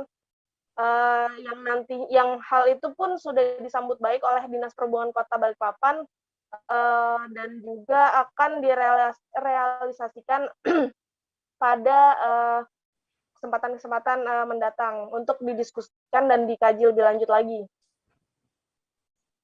Demikian mungkin Firda dari saya. Baik, terima kasih rekan Niken dari Tribun Kaltim atas laporan Anda. Selamat bertugas kembali. Kita beralih ke informasi selanjutnya, Saudara. Artis senior Rima Melati mengembuskan napas terakhirnya pada pukul 15:14 di RSPAD Jakarta Pusat pada Kamis 23 Juni. Adanya komplikasi penyakit menjadi penyebab artis senior Indonesia ini meninggal dunia. Anak lelaki Rima Melati, Aditya Tumbuhan, menegaskan ibunya tidak meninggal karena mengidap penyakit kanker. Informasi lebih lengkapnya akan disampaikan oleh rekan jurnalis kami dari wartakotalive.com. Ada Indri Fahra yang akan melaporkannya. Silakan rekan Indri.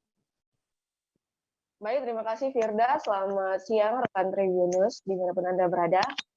Seperti diketahui, dunia entertainment sedang mengalami berduka karena artis senior Rima Melati mengembuskan nafas terakhirnya pada pukul 15:14 di Rumah Sakit Pusat Angkatan Darat Gatot Subroto, Jakarta Pusat. Hal itu disampaikan oleh menantunya yaitu Marissa Tumbuhan di akun Instagram story-nya. Sebelumnya banyak informasi beredar bahwa Marissa Tumbuhan meninggal dikarenakan penyakit kanker. Namun anaknya yaitu Aditya Tumbuhan menegaskan bahwa ibunya meninggal bukan karena penyakit kanker, melainkan adanya komplikasi penyakit.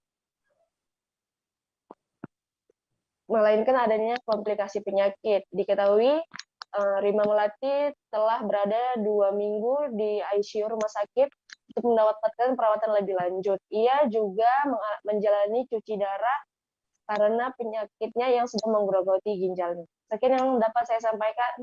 Saya kembalikan ke Firda. Baik, terima kasih rekan Indri dari wartakotalive.com atas laporan Anda. Selamat bertugas kembali. Dan Tribuners akan kami tampilkan wawancara dari anak lelaki Rima Melati Aditya Tumbuhan. Berikut liputannya untuk Anda. Keluarga kehilangan ibunda tercinta, Ibu Rima Melati, di mana beliau telah dirawat di rumah sakit sejak 7 Mei, berpindah rumah sakit dari RSPI Bintaro, persis sebulan, tanggal 7 Juni kita pindahkan ke RSPAD. Pertama kali masuk Ibu Rima terkena infeksi dari luka di bagian belakang, di bagian punggung belakang. Nah, infeksi tersebut membuat ibu demam tinggi, lalu kita bawa ke rumah sakit, langsung ke ICU.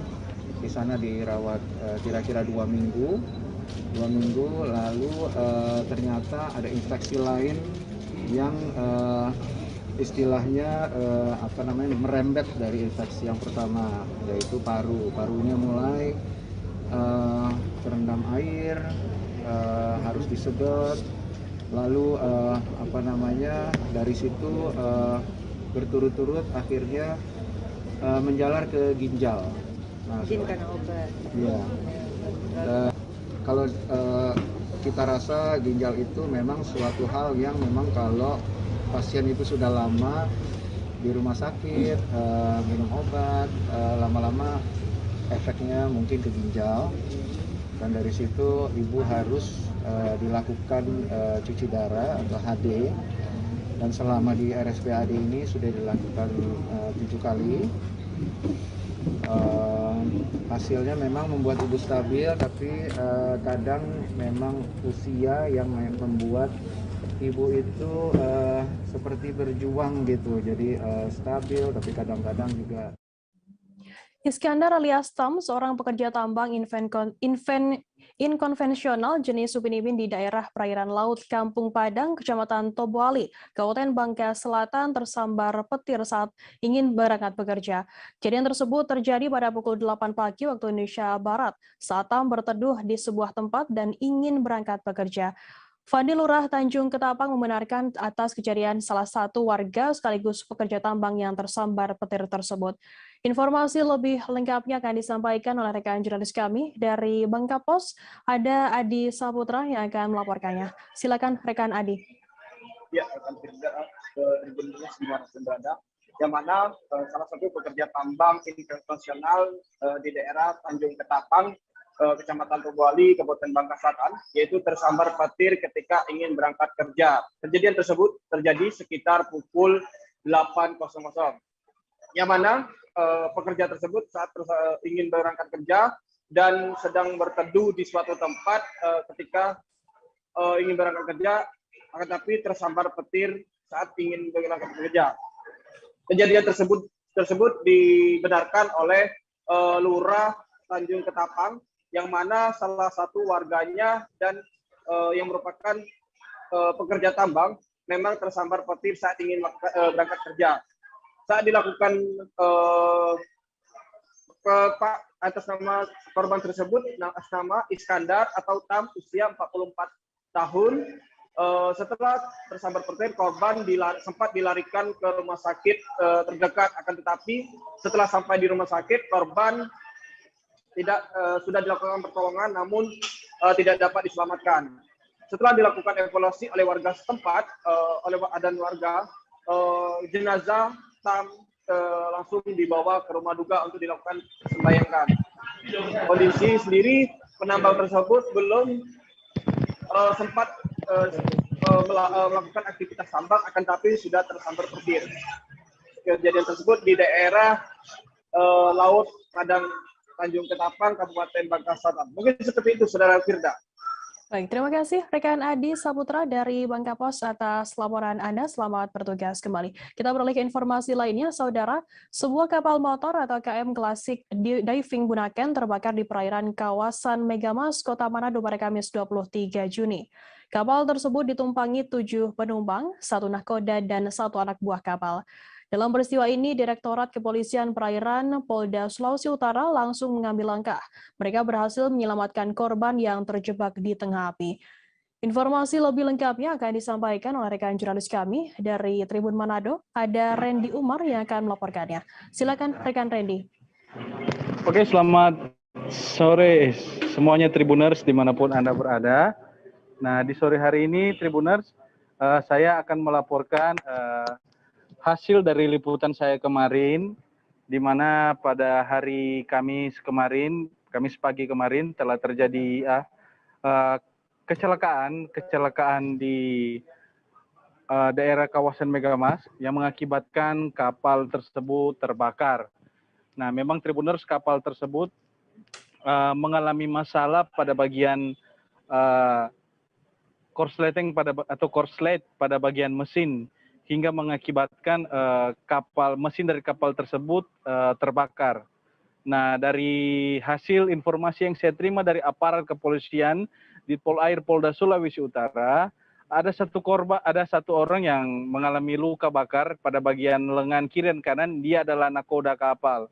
Sementara penumpang lainnya yaitu penumpang dari yang diketahui berasal dari rombongan kejaksaan dan rombongan dinas PUPR selamat, berhasil dievakuasi, dan hanya dari pihak dari nakoda yang mengalami luka bakar pada bagian lengan kiri dan lengan kanan.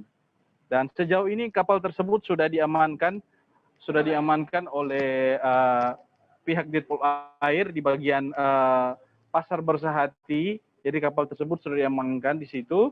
Dan untuk selengkapnya memang polisian masih terus untuk melakukan upaya untuk penelusuran lebih lanjut terkait dengan terbakarnya kapal di daerah kawasan Megamas. Jadi posisi kebakaran itu memang baru 500 meter keluar dari kawasan Megamas, kapal tersebut sudah terbakar. Dan di sini memang peran penting di sini adalah dari Direktorat Polair Polda Sulawesi Utara. Mereka langsung melakukan langkah cepat dan mengamankan para korban saat itu. Itu saja yang saya bisa sampaikan dari Kota Manado, Sulawesi Utara. Terima kasih dan selamat sore. Baik, terima kasih rekan Randy dari Tribun Manado atas laporan Anda. Selamat bertugas kembali. Dan Tribuners, akan kami tampilkan wawancara dari Kasubdit Patroli Ditpoler Polda Sulut, Alfianto Joyo Hiktat. Berikut liputannya untuk Anda. Terjadi kebakaran kapal diving yaitu KM Klasik yang dinakodai oleh kaptennya Bapak Rahman Koja. Dan kapal tersebut memuat 9 penumpang dan penumpang informasi yang kami dapatkan oleh 4 orang, dari Kejari, staf Kejari ada 2 orang, dan bersama 3 kru ya, jadi ada 9 orang. Oke, Pak. Dari semua korban ini, Pak, dipastikan selamat, Pak, semua? Semuanya selamat. Hanya saja nakoda karena mengamankan minyaknya untuk dia yang tumpah, dia segera buang ke laut dan nakodanya mengalami luka bakar.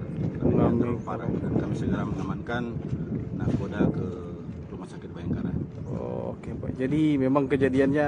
Jadi untuk posisi kapal sekarang, Pak, ada di mana, Pak? Kapal kami sudah koordinasi dengan Kasat Polair Resta, AKP Krisman, dan segera diamankan di. Tawuran anak muda menggunakan bom molotov pecah di kawasan Jalan KSR Dadi Kusumayadi, Kecamatan Cibinong, Kabupaten Bogor pada Kamis 23 Juni. Peristiwa tersebut terjadi pada pukul 4 dini hari waktu Indonesia Barat di kawasan Tenda Cinus hingga kawasan Jalan Kirai Seberang RSUD Cibinong. Salah satu warga penghuni kontrakan di sekitar lokasi Jalan Kirai Nandang mengatakan bahwa ia dan penghuni kontrakan lainnya terbangun mendengar suara gaduh tawuran tersebut. Tawuran antar dua kubu anak muda ini berlangsung di Jalan Kirai sekitar hampir 30 menit. Informasi lebih lengkapnya akan disampaikan oleh rekan jurnalis kami dari Tribun Bogor. Ada Naufal Fauzi yang akan melaporkannya. Silakan rekan Naufal. Baik, terima kasih Firda. Rekan-rekan Tribuners, kami informasikan baru-baru ini beredar luas video amatir terkait adanya tawuran anak muda yang menggunakan bom molotov yang disebut-sebut terjadi di wilayah Cibinong, Kabupaten Bogor. Setelah kami konfirmasi kejadian tersebut rupanya benar adanya, dan berdasarkan keterangan warga, kejadian tersebut terjadi pada kami sekitar pukul 4.30 pagi. Dan menurut warga ini mengaku terkejut dan terbangun dari tidurnya karena adanya suara gaduh dari sekelompok anak muda yang terlibat tawuran di jalan sekitar rumah tinggal warga. Warga pun mengaku beberapa dari mereka ada yang berupaya untuk membubarkan para pelaku tawuran ini. Bahkan ada juga ada warga yang berupaya untuk memadamkan api yang timbul diduga akibat adanya lemparan bom Molotov dalam kejadian tersebut. Berdasarkan keterangan dari pihak kepolisian Polsek Cibinong, dalam kejadian ini dilaporkan ada 1 orang korban luka yang dilarikan ke rumah sakit. Korban ini mengalami luka di bagian kaki akibat sabetan benda tajam. Berdasarkan keterangan sementara yang didapat polisi dari korban, jadi sebelum tawuran terjadi, informasinya sekelompok anak muda ini tengah berkumpul di tenda Cinus di Jalan KSR dari Kosmayadi, masih dekat dengan Jalan Kirai, lokasi tawuran. Kemudian didatangi oleh sekelompok orang, kemudian melakukan penyerangan menggunakan senjata tajam, termasuk bom Molotov. Namun perkara ini sampai saat ini masih dalam penyelidikan lebih lanjut oleh pihak kepolisian Polsek Cibinong. Demikian. Baik, terima kasih Rekan Bali. Dan akan kami tampilkan Tribuners wawancara dari seorang warga bernama Nandak. Berikut liputannya untuk Anda. Kejadiannya seperti apa sih, Bang? Ya, betul. Kejadian sekitar pukul 4 dini hari. Sempat ada lemparan dari sebelah sana, semacam bom Molotov atau apa, soalnya ya lumayan juga apinya. Kita sempat sama penghuni kosan yang lain sempat memadamkan api pakai air juga gitu. Bahkan ya banyak serang-serangan menggunakan batu sampai kena kena pagar-pagar rumah gitu. Ya kaget juga sih kita sempat melerai juga lah sama penghuni kontrakan yang lain. Pada teriak-teriak bawa sajam atau apa, banyak batu di sini, masyarakat pakai tipuk-tipukan pakai batu gitu. Banyak juga ketakutan kalau perempuan, apalagi ibu-ibu nih, pada takut banget. Kurang lebih di sini. Seorang pemuda berinisial FH, 22 tahun, harus menelan kejadian pahit seusai mendatangi acara hajatan di Kelurahan Sonorejo, Sukoharjo pada Minggu 19 Juni lalu. Bukannya senang seusai berjoget di acara hajatan, warga desa Jetis, Kecamatan Sukoharjo itu malah pulang dalam keadaan babak belur dihajar sesama pengunjung. Informasi lebih lengkapnya akan disampaikan oleh rekan jurnalis kami dari Tribun Solo, ada Erlangga Bimasakti yang akan melaporkannya. Silakan rekan Bima. Terima kasih rekan Firda, selamat siang Tribuners. Jadi untuk kejadian pengeroyokan di wilayah Sukoharjo itu terjadi pada Minggu tanggal 19 Juni lalu.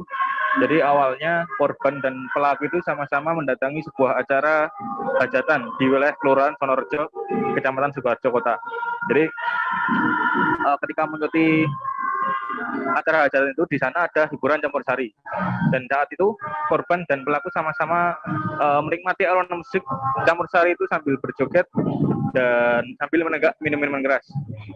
Jadi saat acara selesai, jadi si korban ini menurut keterangan polisi sempat mengejek salah seorang pelaku. Jadi awalnya hanya masalah korban 1 orang dan pelaku 1 orang. Akan tetapi ketika pelaku bersama korban terlibat cekcok, teman-teman pelaku ini mendatangi korban dan ikut memukul. Setelah itu mereka dipisahkan, kemudian pulang ke rumah masing-masing. Akan tetapi ketika perjalanan pulang, rombongan pelaku ini mencari korban dan mengajak ke tempat kejadian perkara kedua di wilayah setempat, tapi sudah jauh dari acara hajatan itu. Di sana niatnya awal ingin menyelesaikan masalah antara korban dan pelaku pertama itu dengan cara berduel. Nah, ketika akan berduel, pelaku malah mengeroyok si korban, ada 4 pelaku yang meroyok korban dengan cara memukul, menendang di bagian kepala. Nah, setelah kejadian itu komplotan pelaku itu kemudian meninggalkan tempat dan meninggalkan si korban ini tergeletak di tempat tersebut. Untuk saat ini 1 pelaku masih dalam pengejaran dan belum diamankan, akan tapi 3 pelaku diamankan di rumah masing-masing. Dan untuk perbuatannya itu para pelaku dijerat pasal 170 KUHP pidana dan diancam penjara paling lama 5 tahun 6 bulan. Demikian. Baik, terima kasih rekan Bima dari Tribun Solo atas laporan Anda. Selamat bertugas kembali. Akan kami tampilkan Tribuners wawancara dari Kasat Reskrim Polres Sukoharjo, AKP Teguh Prasetyo. Berikut liputannya untuk Anda. Senggolan apa segala macam, akhirnya si korban ini dengan saudara Ahmad menjadi keributan lah. Kemudian saudara korban ini mengejek pelaku dan teman-teman pelaku sehingga membuat pelaku ini marah, kemudian melakukan pemukulan terhadap korban. Residivis bukan mereka ketiga? Tidak. Baru kali ini ya? Baru kali ini. Memakai atribut ormas itu enggak? Salah satu tersangka menggunakan seperti yang kita amankan. Untuk korban enggak pakai ya kan? Kalau korban tidak. Pak Kapil angkat BB. Foto BB ini. Foto dan.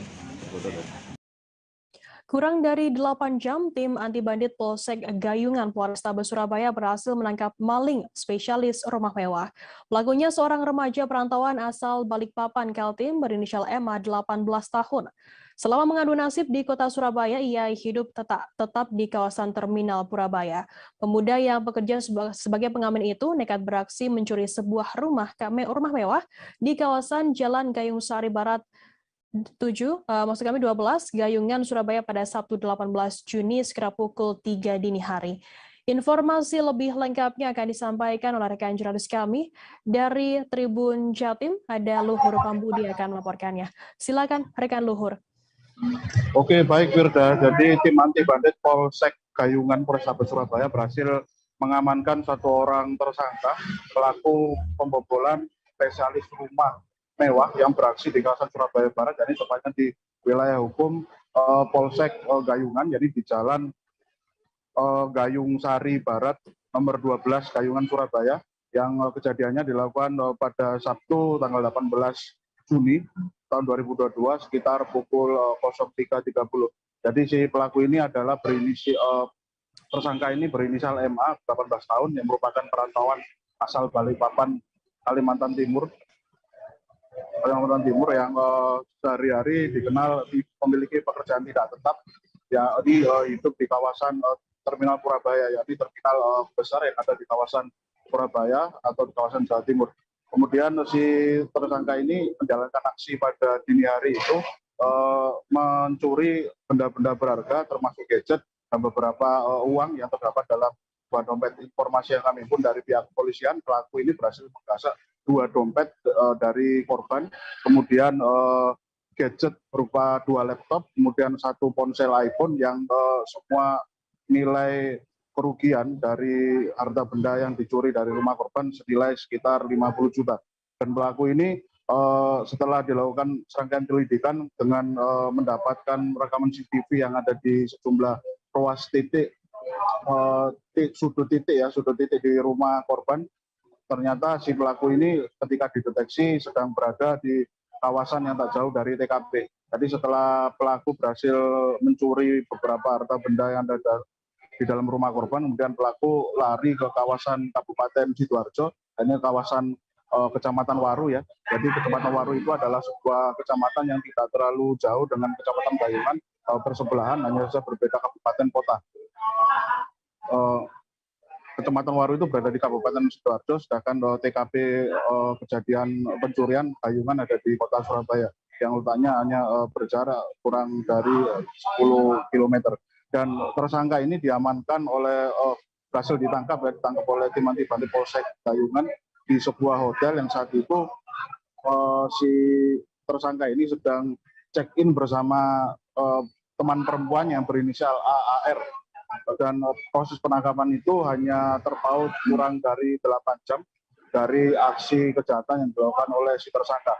Dan dari tangan tersangka ternyata beberapa harta benda atau barang curian sudah dimanfaatkan oleh tersangka atau digunakan untuk kebutuhan di pasca melakukan pencurian, sedangkan beberapa gadget, barang curian gadget seperti laptop dan ponsel berhasil diselamatkan atau sebelum dijual oleh pelaku berhasil disita dari tangan pelaku.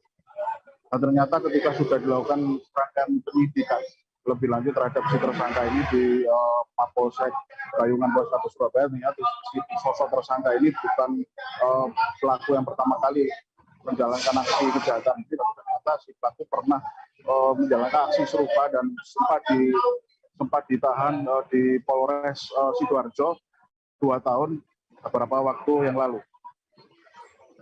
Kemudian ketika kami sempat menanyai motif dan modus operandi yang dilakukan oleh si tersangka ini memang beraksi sendirian, tidak pernah berkomplot atau meminta bantuan teman untuk melancarkan aksinya. Dan si tersangka ini motifnya adalah murni untuk semata-mata menyambung hidup, artinya uang yang digunakan hasil menjual barang curian digunakan untuk hidup sehari-hari dan juga berfoya-foya. Demikian reportase kami atas keberhasilan Polsek Gayungan dalam menangkap pelaku maling pembobolan rumah spesialis rumah mewah yang ada di kawasan Gayungan. Baik, terima kasih rekan Luhur Pamudi dari Tribun Jatim atas laporan Anda. Selamat bertugas kembali. Tribuners, akan kami tampilkan wawancara dari Kapolsek Gayungan, Kompol Suartono terkait hal ini. Berikut liputannya untuk Anda. Pada hari Minggu, tanggal 18 Juni tahun 2022, kita menerima laporan bahwa ada pencurian rumah mewah di Jalan Gayung Sari Barat nomor 12. Setelah ada laporan, kita melakukan penyelidikan dan mengecek ke TKP untuk olah TKP, dan alhamdulillah di TKP ada petunjuk CCTV. Dari petunjuk itulah kita dapat gambaran pelaku. Setelah kita dapat gambaran pelaku, kita langsung mengejar yang bersangkutan dan alhamdulillah dapat diamankan tersangka pada jam 23.00. Dapat diamankan jam 11 pagi. Belum sampai 1x4 jam dapat diamankan nginap di hotel di Wisma Atlet Jaya, Murase, Sidoarjo. Ketua Umum Partai Kebangkitan Bangsa atau PKB Muhaimin Iskandar atau Caimin mengunjungi Kota Medan pada Kamis 23 Juni. Kunjungan Caimin di Medan seiring dengan merebaknya wacana koalisi semut merah yang terdiri dari Partai PKB, PKS, dan Gerindra, di mana dirinya akan digadang-gadang di bursa pemilihan presiden 2024 nanti. Informasi lebih lengkapnya akan disampaikan oleh rekan jurnalis kami dari Tribun Medan, ada Anugrah yang akan melaporkannya. Silakan rekan Anugrah. Ya, selamat siang Firda dan Tribuner. Dapat saya informasikan memang semalam Ketua Partai Kebangkitan Daerah Pergantian Bangsa, maksudnya itu dari Muhaimin Iskandar atau Caimin, semalam mendatangi Kota Medan. Nah, hal itu seiring dengan banyaknya atau ramainya pemberitaan soal wacana koalisi semut merah dan yang tergabung dalam Partai PKS, PKB, dan juga Gerindra. Nah, semalam memang Caimin datang di Universitas Muslim Nusantara Al-Wasliyah di Kota Medan. Begitu, dia semalam di sana memberikan pidato kebangsaan di depan ratusan mahasiswa yang ada di sana. Nah, semalam juga Caimin sempat diwawancara oleh Tribun Medan mengenai bagaimana wacana-wacana kemajuan partai politik yang saat ini di jabatnya sebagai Ketua PKB, dan juga wacana-wacana koalisi dengan beberapa partai politik. Nah, semalam sempat disinggung bagaimana wacana soal dirinya yang digadang-gadang akan diusung bersama Ketua Umum Partai Gerindra, yaitu Prabowo Subianto. Nah, dia semalam menyatakan kalau pada hari Rabu kemarin, 1 hari sebelum dia berada di Kota Medan, memang ada pertemuan bersama sejumlah tokoh elit Partai PKB dan juga Gerindra. Nah, hal itu katanya menyusun kembali bagaimana progres dari perkembangan dinamika politik dan bagaimana mereka akan ada wacana untuk berkoalisi di Pilpres tahun 2024. Nah, semalam Caimin memang memperlihatkan bagaimana kepedean atau kepercayaan dirinya untuk maju sebagai salah satu kandidat di bursa pemilihan presiden dan wakil presiden tahun 2024. Nah, hal itu katanya berkaitan dengan bagaimana dia memiliki nilai-nilai perjuangan yang sudah lama baik dari PKB sendiri dan organisasinya di NU. Dia menyatakan kalau dia selaku anak muda yang saat ini masih energik sangat ingin atau membuka diri ketika memang nantinya akan diusung sebagai calon presiden dan calon wakil presiden. Nah, namun semalam Caimin menyatakan sampai sejauh ini belum ada kepastian mengenai siapakah yang akan diusung oleh partai PKB. Namun sejauh ini PKB terus berupaya melakukan pendekatan politik terhadap sejumlah partai, katanya termasuk juga ke partai PKS. Saat ini memang Caimin mengakui semalam kalau partai PKS dan PKB sudah menjalin komunikasi politik, namun oleh sejumlah kader begitu memang menentang atau menolak dengan bergabungnya PKS dalam koalisi karena dianggap memang berbeda ideologi. Nah, dapat kami informasikan juga, Firda, semalam kita sempat bertanya mengenai polemik dia dengan anaknya dari pendiri partai PKB, itu Wahid, anak dari Gus Dur sendiri yang sempat semalam viral. Dia menyatakan kalau hal itu sebenarnya sudah tidak perlu lagi dibesar-besarkan karena memang dia sendiri sudah tidak lagi menjadi pengurus partai PKB. Nah, namun sejauh ini dia menyatakan kalau PKB nanti akan terus membuka ruang bersama sejumlah partai politik lainnya, begitu baik dari Demokrat dan partai-partai PDI, contohnya untuk membangun sinergi, apakah nanti akan menjadi koalisi di pemilihan bursa pemilihan Capres 2024. Begitu, Firda. Ya, baik. Terima kasih rekan jurnalis dari Tribun Medan Anugrah atas laporannya. Selamat bertugas kembali. Dan Tribuners akan kami tampilkan wawancara dari Ketua Umum Partai Kebangkitan Bangsa atau PKB Muhaimin Iskandar Caimin. Berikut liputannya untuk Anda. Ya, kita terus mematangkan koalisi bersama Gerindra. Tunggu saja bentuk dan sistem koalisi yang bagaimana ini lagi dimatangkan dalam rapat-rapat antar dua partai ini. Semalam rapat juga dengan PKB dan Gerindra, saya menyaksikan dari jauh tapi nggak ikut. Nah, ini juga wujud dari persiapan menuju koalisi sekaligus mengajak partai-partai lain untuk bergabung. Pak, artinya kalau Bapak Capres, jawabannya Pak Prabowo? Nanti tunggu jawaban, ini masih digarap. Dinas Ketahanan Pangan, Perikanan, dan Pertanian Kota Cirebon melaksanakan sosialisasi pelaksanaan kurban saat wabah PMK di Hotel Santika Jalan Wahidin, Kota Cirebon pada Kamis 23 Juni. Sosialisasi tersebut diikuti para perwakilan panitia kurban di tiap masjid, musola, baperkam, sekolah perguruan tinggi, lembaga pemerintah, dan swasta, serta lainnya. Informasi lebih lengkapnya terkait sosialisasi ini akan disampaikan oleh rekan jurnalis kami dari Tribun Cirebon, ada Ahmad Imam yang akan melaporkannya. Silakan rekan Imam. Ya, baik, terima kasih Firda. Dinas Ketahanan Pangan, Pertanian, dan Peternakan telah melaksanakan sosialisasi pelaksanaan penyembelihan hewan kurban di masa wabah penyakit mulut dan kuku terhadap hewan ternak. Dalam kegiatan tersebut diikuti puluhan perwakilan dari panitia kurban di tingkat masjid, musola, baperkam, sekolah, perguruan tinggi, dan lainnya. Kegiatan tersebut bertujuan untuk memberikan edukasi kepada para panitia kurban mengenai tata cara penyembelihan hewan kurban di masa wabah PMK. Dan dari Dinas Ketahanan Pangan sendiri nantinya akan berkeliling ke setiap tempat penyembelihan hewan kurban pada Idul Adha nanti. Mereka akan mengecek kondisi kesehatan setiap hewan kurban yang akan dikurbankan. Dan nantinya para petugas juga akan memberikan label khusus yang menunjukkan bahwa hewan tersebut layak untuk dikurbankan dan memenuhi syarat.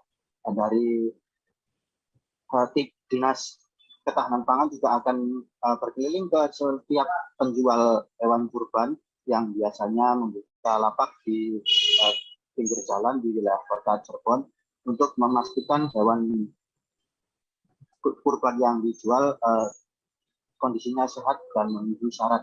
Nah, selain itu dari petugas juga akan memberikan cap khusus yang membuktikan bahwa hewan kurban tersebut memenuhi persyaratan. Nantinya dari petugas juga akan mengecek setiap hewan ternak di tiap kecamatan di Kota Cirebon untuk memastikan kondisinya sehat dan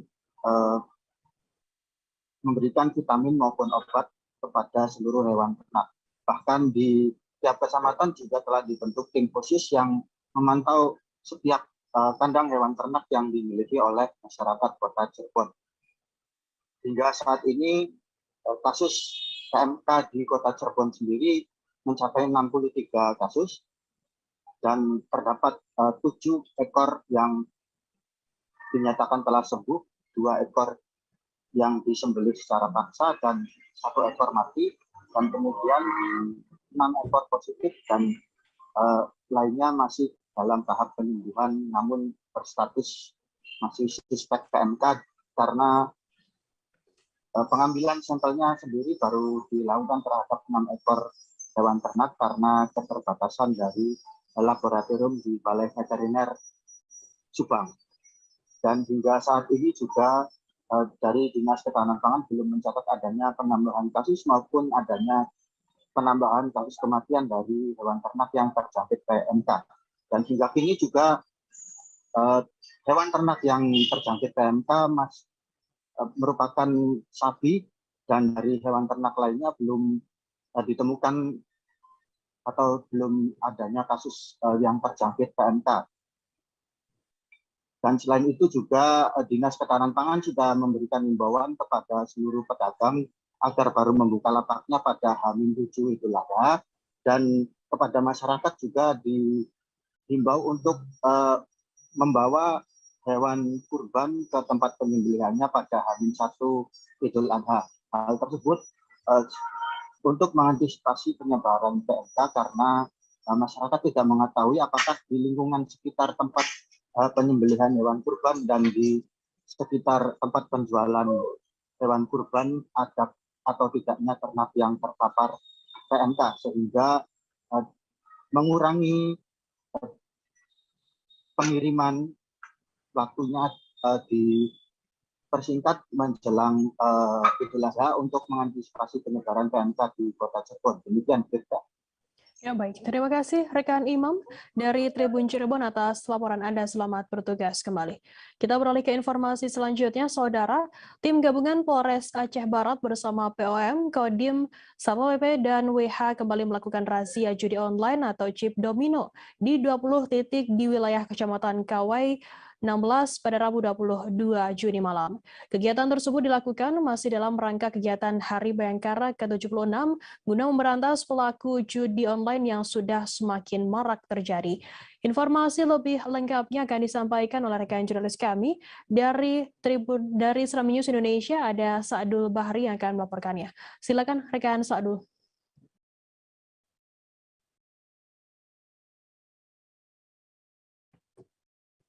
Halo, rekan Sa'dul.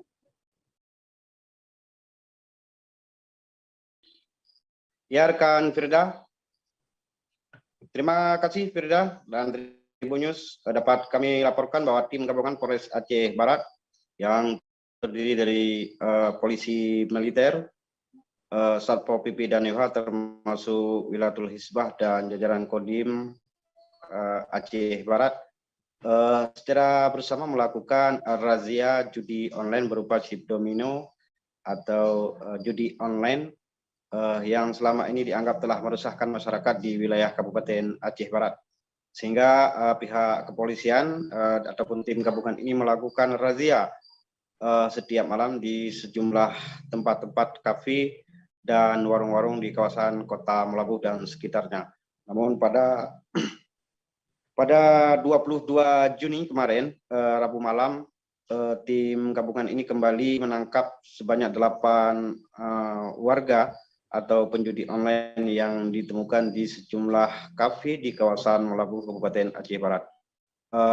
Kedelapan tersangka ini diboyong ke Mapolsek KW 16 guna dilakukan pembinaan.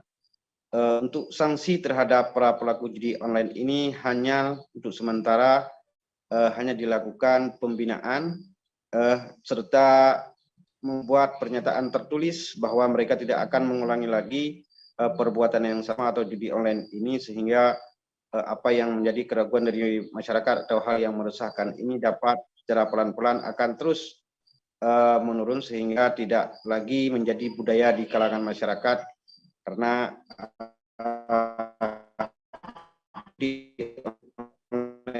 ini juga dianggap akan merusak moral para generasi juga dalam rangka HUT Bayangkara terus melakukan penanganan ataupun razia bersama, sehingga aksi judi online ini tidak akan lagi berlangsung tidak lagi dilakukan oleh pihak masyarakat, karena apapun ceritanya ini sebuah hal yang dianggap dapat merusak ataupun menjadi masa suram di masa yang akan datang. Demikian, Firla.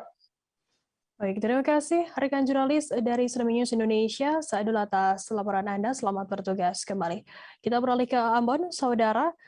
1 dari 3 pelaku penyelundupan narkoba di Ambon yang diamankan ternyata anggota kepolisian dari Direktorat Reserse Narkoba Polda Maluku. Direktur Narkoba Polda Maluku, Kombes Pol Cahyo Hutomo mengatakan penangkapan ini bermula dari pengungkapan jaringan narkoba di Batu Merah. Dari pengungkapan jaringan narkoba itu, BNN Maluku mendapat informasi pengiriman paket dari Medan. Perjalanan paket tersebut kemudian ditelusuri hingga ke alamat penerima yang diketahui fiktif.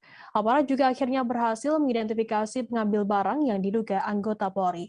Informasi lebih lengkapnya akan disampaikan oleh rekan jurnalis kami dari Tribun Ambon, ada Alvin Risanto yang akan melaporkannya. Silakan rekan Alvin. Ya, baik, terima kasih rekan Dea. Jadi saya luruskan bahwa informasi yang beredar pada beberapa waktu lalu bahwa dari pihak Ditres Narkoba Polda Maluku menangkap anak buahnya sendiri 2 orang, namun nyatanya di lapangan bahwa yang tertangkap hanyalah 1 orang dari 3 pelaku penyelundupan yang beraksi di Kota Ambon selama ini. Jadi awal mulanya kasus ini terjadi ketika aparat dari pihak BNN Maluku mendapat informasi bahwa ada pengiriman paket dari Medan ke Ambon kepada salah satu warga Kota Ambon yang tinggal di Batu Merah. Namun setelah pihak BNN menelusuri jejak paket tersebut, mendapat informasi bahwa paket itu tidak ada penerima atau yang diketahui penerimanya fiktif. Terus aparat kembali lagi melakukan pengembangan di mana aparat BNN Maluku mendapatkan bahwa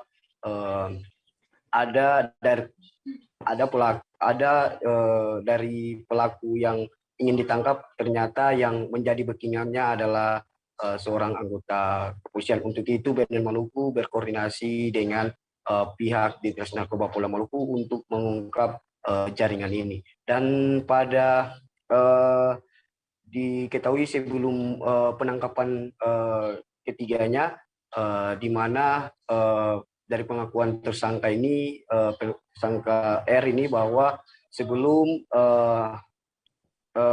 barang haram tersebut datang ke Ambon, R sempat bertemu dengan oknum anggota polisi, yakni Aibda AS di salah satu terminal di Kota Ambon, untuk mengatakan bahwa paketnya dalam 1 atau 2 hari ini akan tiba di Kota Ambon. Untuk itu dia meminta tolong kepada AS untuk mengambil paketnya. Dengan saat itu juga diketahui R ditemani oleh temannya F, di mana R juga memberikan R dan F ini merupakan warga, dia memberikan sejumlah uang kepada Aibda AS untuk mengambil paketnya tersebut. Setelah paketnya tiba di Kota Ambon, AS langsung mengambil paket tersebut di salah satu jasa pengiriman barang di Kota Ambon. Pada saat pengambilan paket itu, menurut keterangan AS bahwa AS ditemani oleh juniornya yang juga anggota polisi, namun kedua juniornya itu tidak mengetahui bahwa barang yang akan diambil AS ini adalah berupa paket narkoba jenis sabu-sabu. Dan setelah mendapat informasi tersebut, pihak kepolisian langsung melakukan penangkapan duluan kepada R dan F di kediamannya di salah satu kos-kosan. Penangkapan R dan F di mana polisi telah menemukan 13,85 gram sabu-sabu yang sebenarnya jumlah sabu-sabu itu adalah 40 gram, namun sudah terjual oleh mereka. Dan mereka mengatakan bahwa oknum Aibda AS ini yang menjadi backing mereka yang mengambil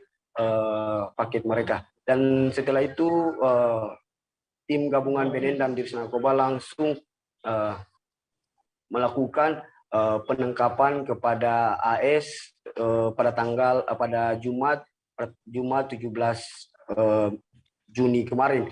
Dan setelah ditangkap, AS langsung diamankan di Polda Maluku.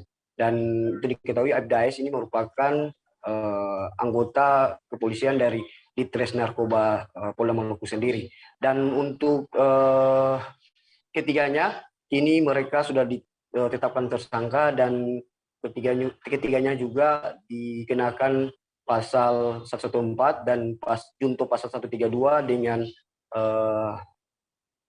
dengan ancaman hukuman paling lama 20 tahun penjara dan seumur hidup. Begitu rekan Firda. Baik, terima kasih rekan Alvin Risanto dari Tribun Ambon atas laporan Anda. Selamat bertugas kembali. Tribuners, akan kami tampilkan wawancara yang tadi sudah dihimpun oleh rekan Alvin dari Direktur Narkoba Polda Maluku Kombes Pol Cahyo Hutomo. Berikut liputannya untuk Anda.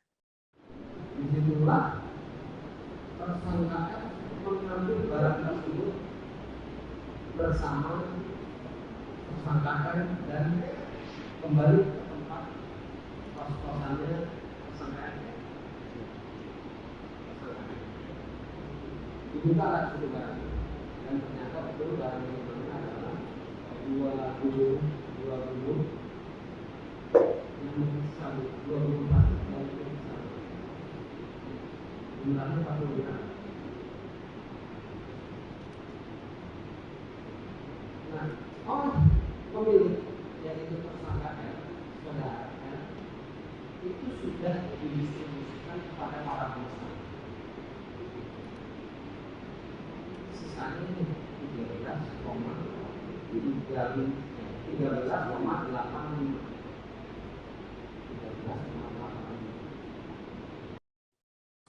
Polsek Lowakuaru menangkap seorang tersangka penipuan yakni BWM alias Wahyu, 25 tahun, warga Kelurahan Juwat Kenongo, Kecamatan Porong, Kabupaten Sidoarjo, Jawa Timur. Diketahui tersangka ditangkap karena telah menipu teman perempuannya pada Selasa 26 April lalu. Kapolsek Lowakuaru Kompol Suyoto mengatakan aksi kriminal itu bermula saat tersangka mengajak keluar teman perempuannya berinisial YI, 21 tahun, warga desa Prodadi, Kabupaten Pasuruan, dari tempat kosnya pada pukul 10 pagi. Kemudian tersangka mengajak korban untuk mampir di sebuah minimarket di Jalan Soekarno-Hatta. Untuk mengetahui informasi lebih lengkapnya akan disampaikan oleh rekan jurnalis kami dari Tribun Jatim, ada Kukuh Kurniawan yang akan melaporkannya. Silakan rekan Kukuh. Ya, baik rekan Firda.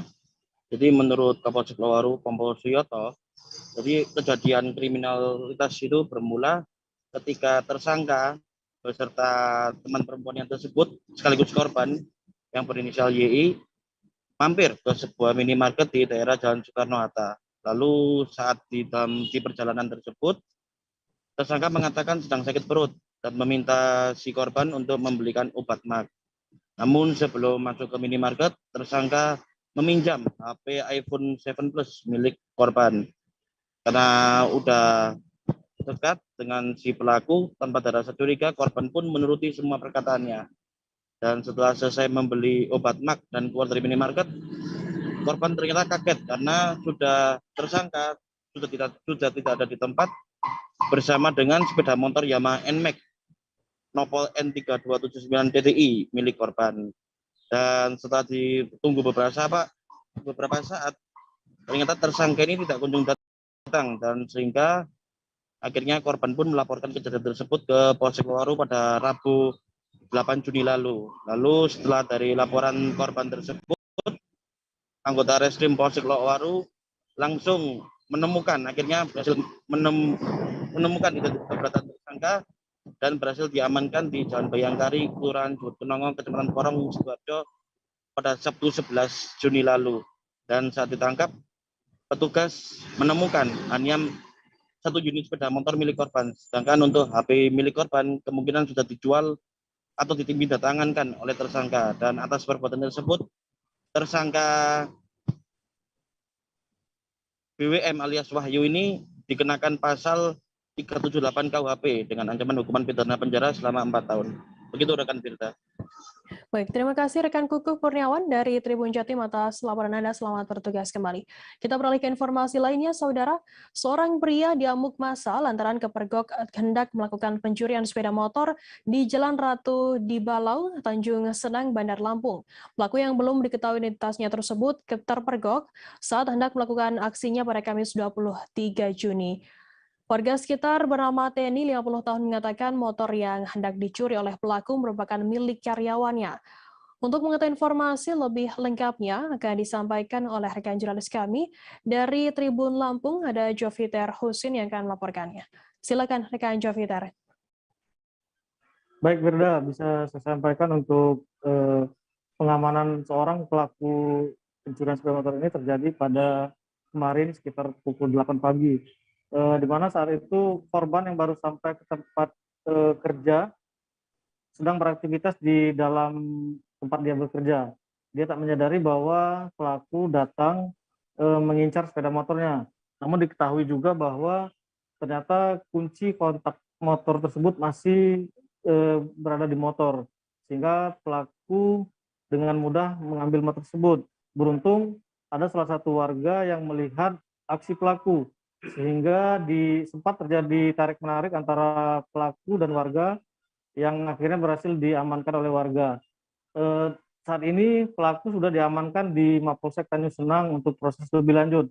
Namun dari hasil pemeriksaan sementara diketahui bahwa pelaku merupakan residivis atau memang pelaku pencurian sepeda motor. Namun saat ini para kepolisian masih melakukan pengembangan untuk mengetahui TKP mana saja yang pernah dilakukan oleh pelaku. Demikian, Firda. Baik, terima kasih rekan Joviter atas laporan Anda. Selamat bertugas kembali. Dan tadi Tribuners jurnalis kami juga sudah menghimpun keterangan dari seorang warga bernama Teni. Berikut liputannya untuk Anda. Sekitar jam berapa? Jam 8 lewat. 8 lewat. Itu motor karyawan kita, Bu Dea? Iya, motor karyawan saya. Lagi diparkir di sini. Terus yang mergokin siapa, Bu Dea? Yang mergokin itu suami saya. Nah, pas di pergokin itu warga lain ikut rame gitu, Bu Dea? Ya enggak, dia posisinya sendirian kan di situ kan. Nah, pas kamu mau maling motor ya, dia langsung lari, dipukul Pak, dia langsung lari ke sana, baru dikejar rame gitu. Oh, dikejar rame terus dibawa ke lagi gitu, Bu Dea? Iya. Oh, berarti motor itu sempat digeser ke pelaku ya? Iya, udah dari sini digeser ke sana ke jalan. Tapi belum sempat hidup motornya? Kalau masalah kayaknya sih belum sempat hidup. Oh, tapi cuma digeser. Lagi digeser aja gitu. Oh, tapi udah keburu kelihatan. Keburu keperluan deh. Itu tadi kunci kontaknya dijebol apa gimana? Enggak, kunci kontaknya emang nempel. Oh, tinggal gitu ya.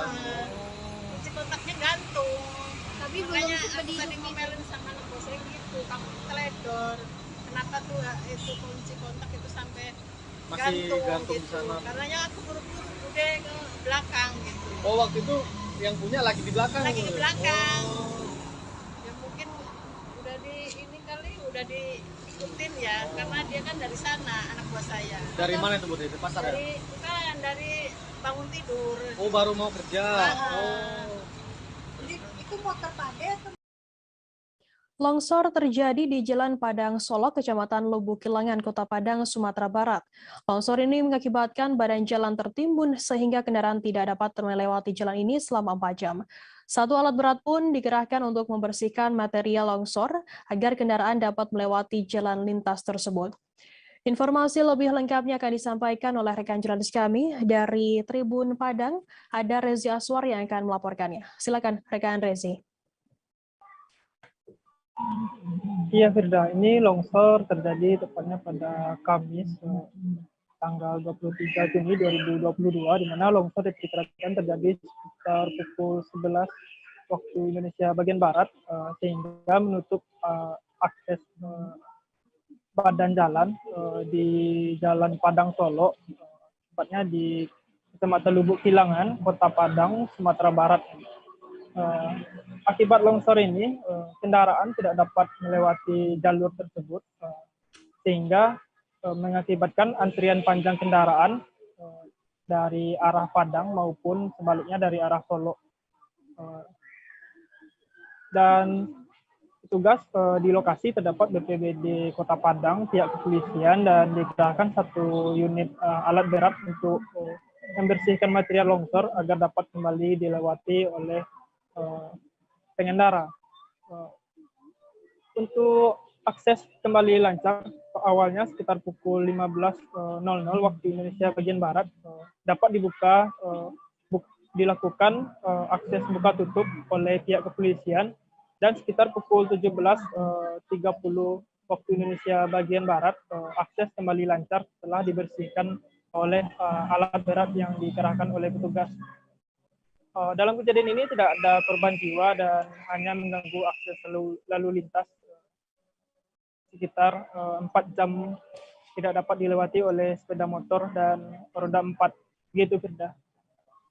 Ya, baik. Terima kasih rekan Rezi dari Tribun Padang atas laporan Anda. Selamat bertugas kembali. Dan Tribuners, akan kami tampilkan wawancara dari Hendri Satriawan selaku Kasih Kedaruratan Kota Padang. Berikut liputannya untuk Anda.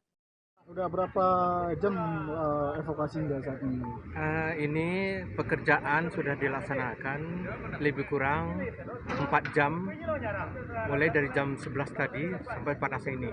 Sekarang kondisi jalan Padang arah Solo, ya kan, perbatasan Padang Solo itu sedang dilaksanakan pekerjaannya oleh alat berat yang dilakukan oleh petugas. Itu kami dari BPBD Kota Padang bekerjasama dengan kepolisian dan dari Solo, kemudian dari Kota Padang, Polsek Kota Padang, Polsek Lubuk Kilangan. Mudah-mudahan pekerjaan ini dapat dilaksanakan dengan baik dan lancar, dan sekarang pekerjaan dan kendaraan pun sedang terhambat. Itu kami dari BPBD Kota Padang ikut ambil bagian untuk melayani warga dan melayani masyarakat berkendaraan yang ada baik dari Solo maupun Musabaqah Tilawatil Quran atau MTQ tingkat Provinsi Kaltara resmi dimulai pada Kamis 23 Juni. Kegiatan MTQ ke-7 ini diikuti oleh 5 kafilah dari 5 kabupaten kota se-Kaltara. Kepala Kanwil Kemenak Kaltara Saifi mengaku bersyukur gelaran MTQ kali ini dapat diadakan secara langsung, tidak seperti tahun-tahun sebelumnya yang terkendala oleh pandemi COVID-19. Informasi lebih lengkapnya akan disampaikan oleh rekan jurnalis kami dari Tribun Kaltara, ada Maulana Ilhami Faudi yang akan melaporkannya. Silakan rekan Faudi. Apa yang ada. Baik, rekan sudah dapat dilaporkan bahwa pada hari Kamis kemarin telah resmi dibuka Musabaqah Tilawatil Quran atau MTQ ke-7 tingkat provinsi. Pelaksanaan MTQ ke-7 ini dilaksanakan di Ibu Kota Kaltara di Tanjung Selor. Ada 5 kafilah atau kelompok yang berasal dari 5 kabupaten kota di Kaltara yang nantinya akan mengikuti sejumlah perlombaan dalam MTQ, mulai dari lomba bacaan Quran, terjemahan, hingga seni kaligrafi. Pihak Kanwil Kemenak Kaltara berharap dengan adanya MTQ secara daring ini nantinya dapat menghasilkan potensi-potensi yang akan mewakili Kaltara di MTQ tingkat nasional pada November tahun ini di Kalimantan Selatan. Menurut Kepala Kanwil Kemenak Kaltara, Saifi, ke depan Kaltara harus memiliki satu ajang perlombaan yang merupakan andalan dari Kaltara sehingga nantinya dapat berlaga di tingkat nasional. MTQ ini sendiri nantinya akan berlangsung selama 4 hari dan akan ditutup pada hari Minggu besok oleh Gubernur Kaltara Zainal Paliwang. Demikian rekan Firda laporan. Baik, terima kasih rekan Faudi dari Tribun Kaltara atas laporan Anda. Selamat bertugas kembali. Dan Tribuners, akan kami tampilkan wawancara dari Kepala Kanwil Kemenak Kaltara, Saifi. Berikut liputannya untuk Anda. Semangat masyarakat untuk mempelajari Al-Quran. Mempelajari itu mulai dari membacanya, seninya, juga terjemah dan tafsirnya. Nah, salah satu yang menjadi fokus di MTQ ini adalah seni lagu membaca Al-Quran. Saya melihat tiap tahun itu lebih kepada reuni para qori dan qori'ah. Karena mereka itu saja. Ini menunjukkan, pertama tadi saya bilang mungkin saja mereka selalu menang, tidak ada saingan.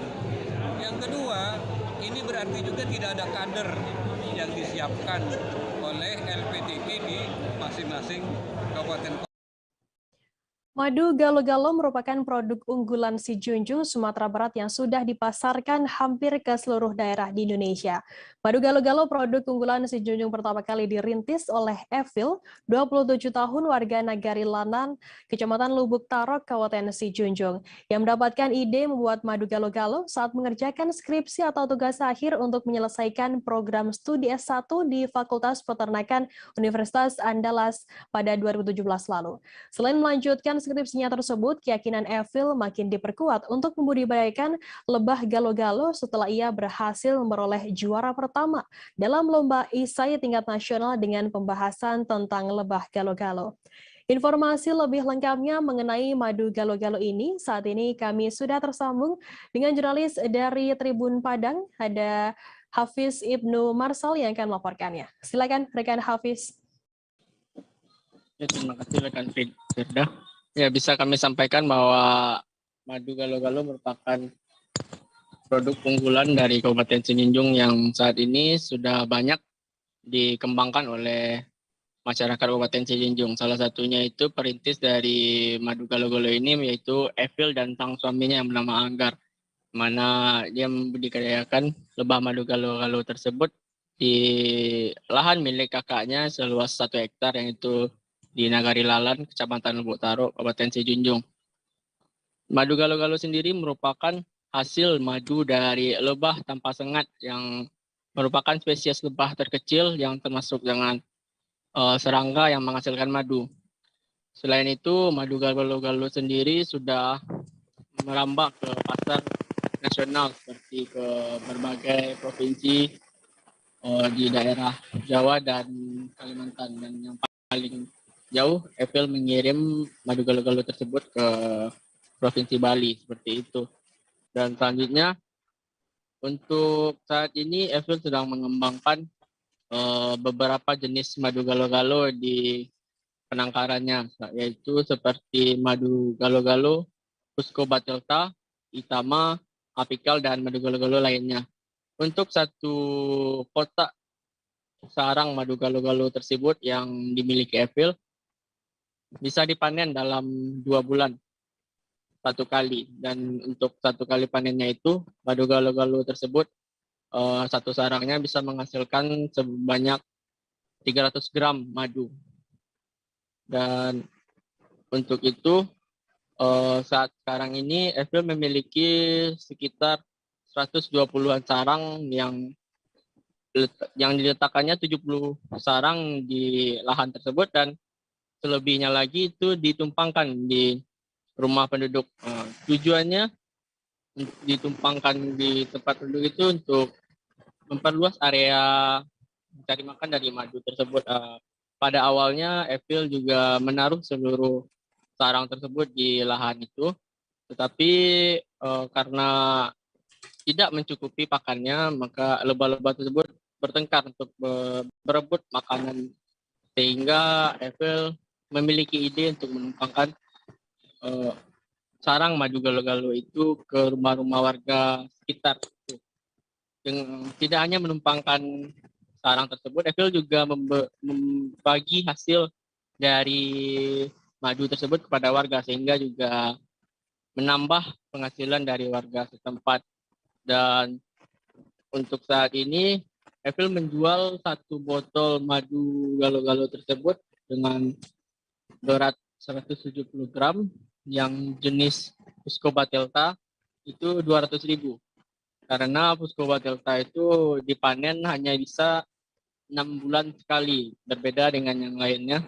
Dan itu pun untuk 1 sarangnya itu hanya menghasilkan 2 sendok, sehingga harganya sedikit lebih mahal. Tetapi untuk jenis-jenis lainnya itu dengan berat yang sama, itu hanya dihargai Rp100.000. Seperti itu, Firdan. Baik, terima kasih rekan jurnalis dari Tribun Padang, Hafiz, atas laporannya mengenai madu galo-galo. Selamat bertugas kembali. Tribuners, informasi tadi sekaligus menutup perjumpaan kita dalam live update hari ini. Jangan lupa saksikan terus live update di seluruh kanal YouTube dan Facebook Tribun Network.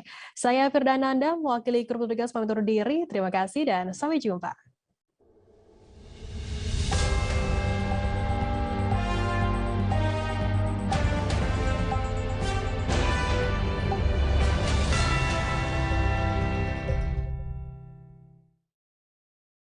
Jangan lupa like, subscribe, dan share ya!